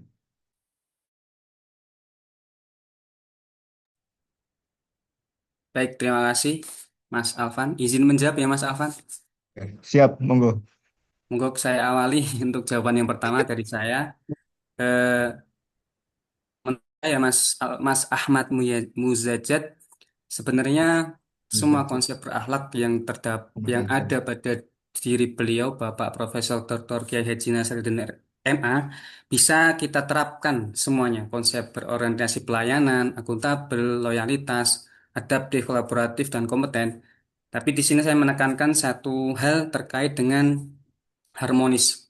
Kita tahu bahwa negara Indonesia adalah negara yang majemuk, terdiri dari berbagai suku, bangsa, dan agama. Ada 6 agama di Indonesia dan ada berbagai suku, budaya dimanapun ia berada. Sehingga misal, jabatan saya penyuluh agama. Saya dimanapun saya berada, tempat saya penyuluhan, saya mesti bertanya terlebih dahulu. Apakah misal dalam diskusi ini ada yang non-Muslim? Sehingga pada doa awalnya saya juga eh, bagi teman-teman yang non-Muslim bisa berdoa secara kepercayaannya masing-masing. Seperti di sekolah guru-guru pasti juga begitu. Juga penghulu. Penghulu nggak nikahkan orang non-Muslim, ding, Mas. Lupa. Oh ya, lupa. Oh ya, begitu Mas. Menurut saya tentang harmonis.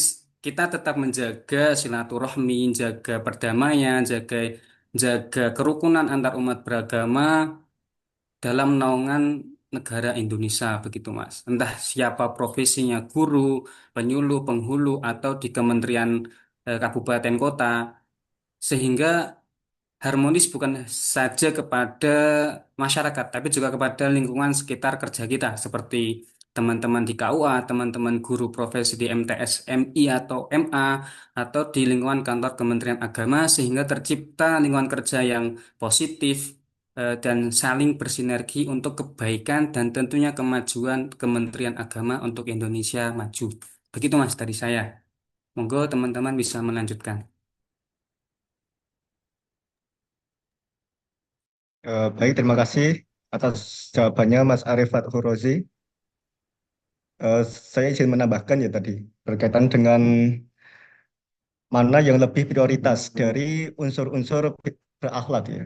Menurut saya itu ya disesuaikan dengan eh, waktu itu ya. Misalnya pada saat penyuluh itu, saya kan sebagai penyuluh ini. Pada saat mengisi kelompok binaan, nah itu kan yang ditekankan tentu ya kompetensi ya, seperti itu. Kalau pada saat di KUA ada masyarakat yang ingin diberi pelayanan ya, ya harusnya lebih menekankan pada berorientasi pada pelayanan. Ketika berhadapan dengan kebutuhan dengan kolaborasi misalnya kebutuhan terkait kerjasama dengan instansi lain, bekerjasama dengan tokoh-tokoh masyarakat, nah itu ya yang ditekankan ya eh, unsur kolaboratif dan lain sebagainya seperti itu.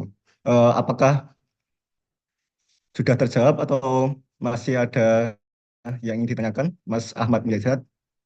Oke, terima kasih atas jawabannya. Tadi dari yang saya tangkap itu ya kita juga menyesuaikan kondisinya. Oke, dari 7 aspek itu mana yang akan kita depankan terlebih dahulu melihat konteks gitu ya, Mas ya. Oke, terima kasih Mas jawabannya atau untuk kelompoknya terima kasih. Untuk tadi juga role modelnya juga bagus mengusung dari Bapak Nasaruddin Umar juga sebagai background dari Kemenag itu sendiri. Terima kasih atas atas yang sudah disampaikan.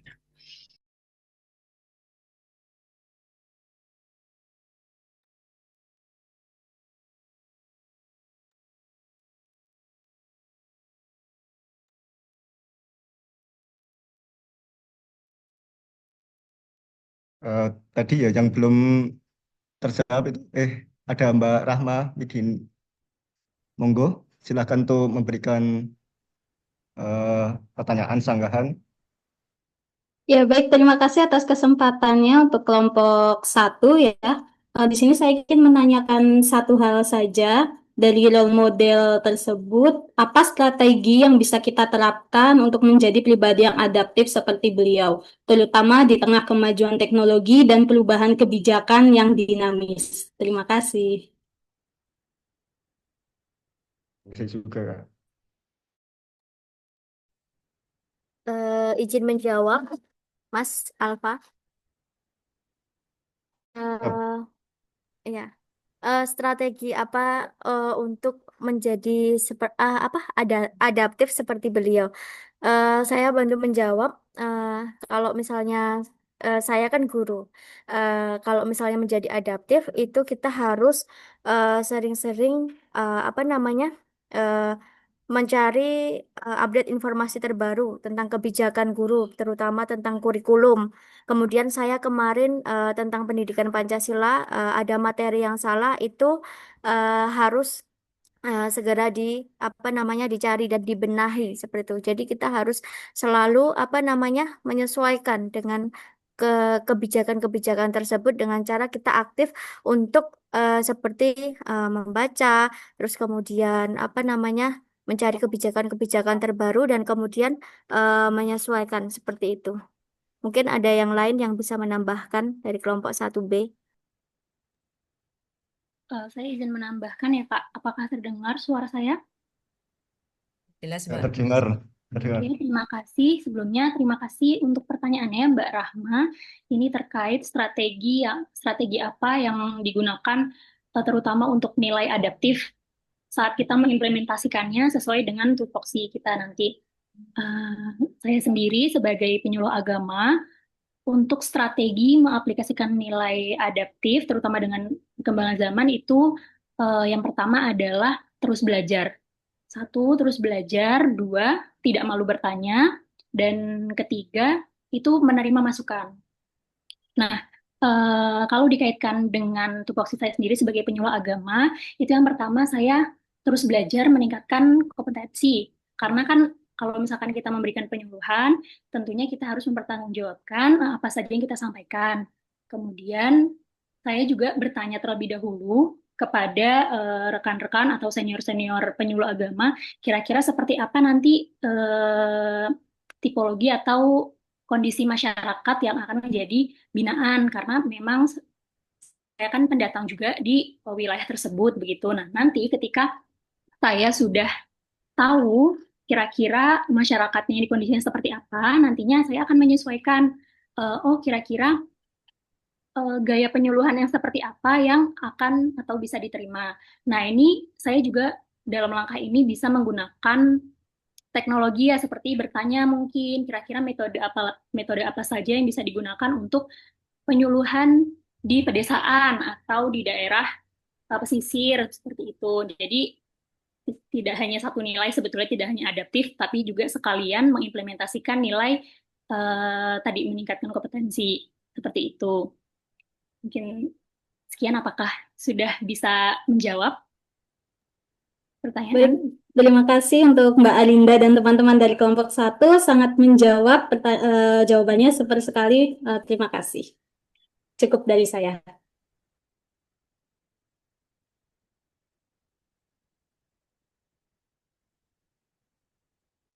Mbak Rahma ini tadi penanya kedua ya.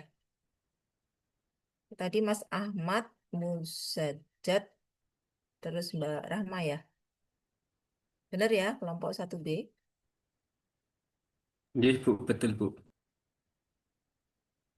Oke, baik, silakan moderator mengambil alih Ya. kembali. Tadi udah dua penanya. Untuk selanjutnya, satu kesempatan lagi untuk satu penanya. Nggih. Monggo, silakan untuk memberikan kritikan, argumen, pendapat kalian seperti apa. Izin bertanya Pak Alvan. Monggo. Oke, terima kasih Pak Alvan. Sebenarnya saya bukan bertanya ya, pengen dengar dari teman-teman karena teman mengangkat Pak Nasruddin Umar yang saat ini menjadi menteri kita dan kita di bawah naungan beliau bisa bantu sebutkan satu masing-masing satu ya teman-teman biar saya juga lebih cinta lagi ke Pak Nasruddin. Sebutkan satu hal yang teman-teman sukai dari Bapak Menteri kita biar kami lebih banyak lagi pandangan dan lebih menyukai serta mencintai beliau. Seperti itu. Terima kasih.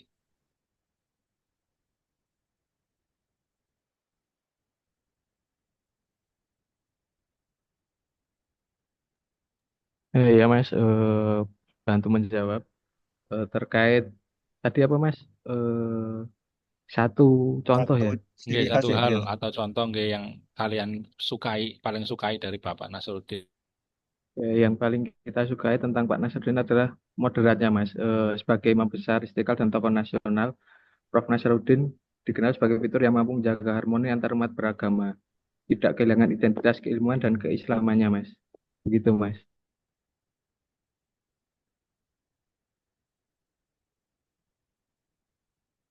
Mungkin bisa menjawab Mas.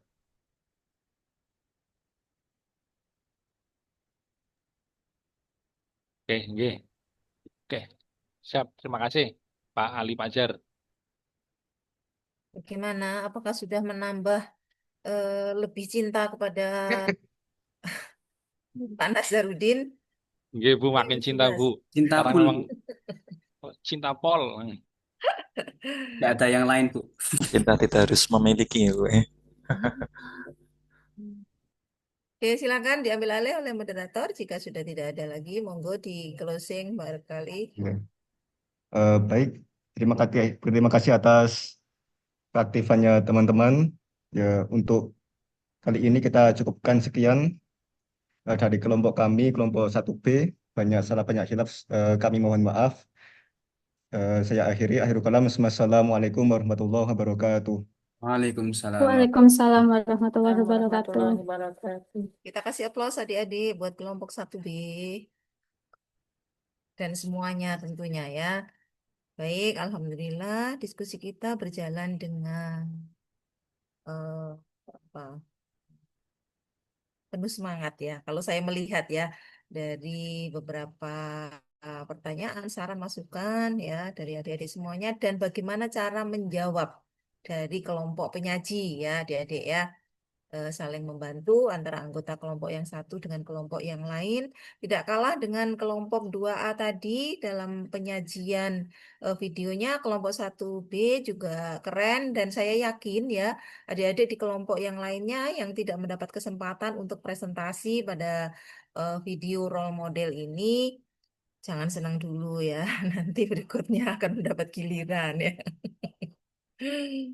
Oke, saya yakin hasil ya dari kerja keras adik-adik semuanya hmm, eh, keren-keren pasti ya. Dan tentunya tidak hanya sekedar keren saja. Saya selaku fasilitator berharap bahwa dengan adanya tayangan-tayangan ini, kemudian kita presentasikan, adik-adik semakin bisa mulai menggali. Oh, begini toh berorientasi pelayanan. Oh, begini toh loyal ya. Bahwa sebagai seorang pegawai, seorang ASN tadi dicontohkan luar biasa ya oleh B.J. Habibie ya adik-adik ya. Bagaimana loyalitas kita sebagai seorang pegawai bahkan rela berkorban tentunya ya. Panjang Republik Indonesia itu ada salah satu poinnya bahwa mengutamakan kepentingan bangsa dan negara di atas kepentingan pribadi dan golongan. Nah, Habibie tadi itu sempat ya bahwa beliau itu memilih pulang ke negara Indonesia, membangun Indonesia untuk menjadi negara yang lebih maju tentunya. Adik-adik ada yang nonton film Habibie Ainun, Ainun Habibie? Nonton, Bu. Nonton, Bu. Luar biasa ya. Yang paling Habibie itu nonton. hanya dengan tidak perlu catat ya adik-adik ya, hanya ditulis di otaknya ya berjalan dan beliau menyampaikan kembali itu tidak salah, nggak ada yang salah ya, subhanallah ya. Jadi Habibie diberikan kelebihan ya oleh Allah Subhanahu Wa Taala adik-adik ya dengan kecerdasan otaknya Namun apa namanya, beliau tidak takabur, tidak sombong, beliau manfaatkan dan apa namanya, sumbangsihnya ya, dengan kelebihan yang beliau punya itu untuk bangsa Indonesia. Harapannya kita semuanya bisa meneladani ya. Makanya judulnya ada, judul yang kita angkat aja itu adalah video role model ya adik-adiknya. Dalam hal ini adik-adik jangan pernah berpikir ya bahwa kira-kira aku iso nggak yo jadi role model gitu ya. Tidak usah pesimis ya adik-adik. Tentu kita semuanya punya peluang ya, tergantung kita ya. Hidup ini pilihan.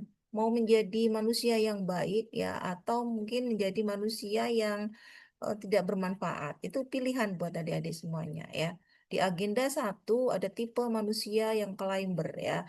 Tipe manusia yang mana ketika dia menemui persoalan ya, ketika dia dihadapkan pada kesulitan-kesulitan ya, tetapi dia bukan menjadi tipe yang munafik ya, yang lari dari kenyataan, lari dari problem yang dia hadapi, tetapi tipe climber justru dia akan menghadapi ya berbagai permasalahan yang ada tersebut, dicari solusinya ya.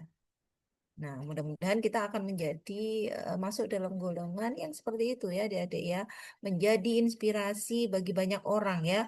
Kalaupun tidak bisa kita memulai dengan sesuatu yang besar, karena ya, saya yakin bahwa kita tidak akan bisa merubah dunia. Maka kita mulai dari ibda binafsik ya. Mulai dari diri kita sendiri dulu, mulai dari yang sedikit ya kan. Mulai dari saat ini, adik-adik mulai dari yang kecil gitu ya. Dan mudah-mudahan itu nanti bisa kita tingkatkan lagi menjadi lebih baik.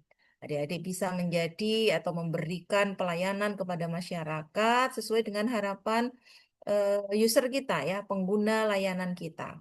Mereka menginginkan pelayanan yang seperti apa? Pelayanan yang faster, pelayanan yang cheaper, pelayanan yang better, pelayanan yang newer ya. Bisakah kita memenuhi ya apa yang menjadi keinginan dari pengguna layanan tersebut? Pasti bisa, insya Allah ya adik-adik ya.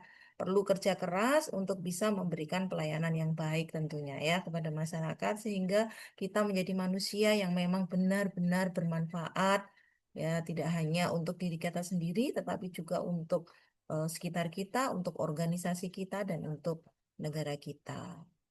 Demikian ya adik-adik ya. Mungkin ini closing kita di sesi yang pertama ya, karena sudah masuk maghrib juga sudah mulai gelap ya adik-adik ya. Nah, sekali lagi mohon maaf ya atas segala keterbatasan ini dan mohon maaf lagi juga atas reschedule waktu pembelajaran kita ya, karena bertumpuk-tumpuk ya. Mungkin angkatan berikutnya juga akan seperti ini karena harusnya pembelajaran tetapi ternyata ada seminar ya, sehingga kita harus mundur-mundur begitu. Baik, sekali lagi terima kasih atas perhatian adik-adik semuanya. Semangat selalu. Monggo bisa rehat dulu ya. Setelah ini nanti insya Allah kita join ke Zoom lagi jam pada Isya lah ya. Jam 19 kurang lebih ya. Terima kasih adik-adik semuanya. Semangat. Assalamualaikum warahmatullahi wabarakatuh. Waalaikumsalam warahmatullahi wabarakatuh. Nuwun, Bu. Terima kasih, Bu. Bu Nema, terima kasih. Bapak Ibu, silakan leave Zoom dulu biar laptopnya istirahat dan yang masih di kantor bisa perjalanan pulang. Nanti kita bertemu lagi pukul 7 pukul 19 kurang 19 lebih ya, ya. Bu nggih. Oh, nggih. Nanti kita bertemu kembali pukul 19. Kita akhiri kegiatan hari ini sore hari ini dengan membaca tahmid. Nanti kita bertemu kembali pukul 19. Alhamdulillahirabbil alamin. Alhamdulillahirabbil alamin. Izin saya end meeting ya. Ibu.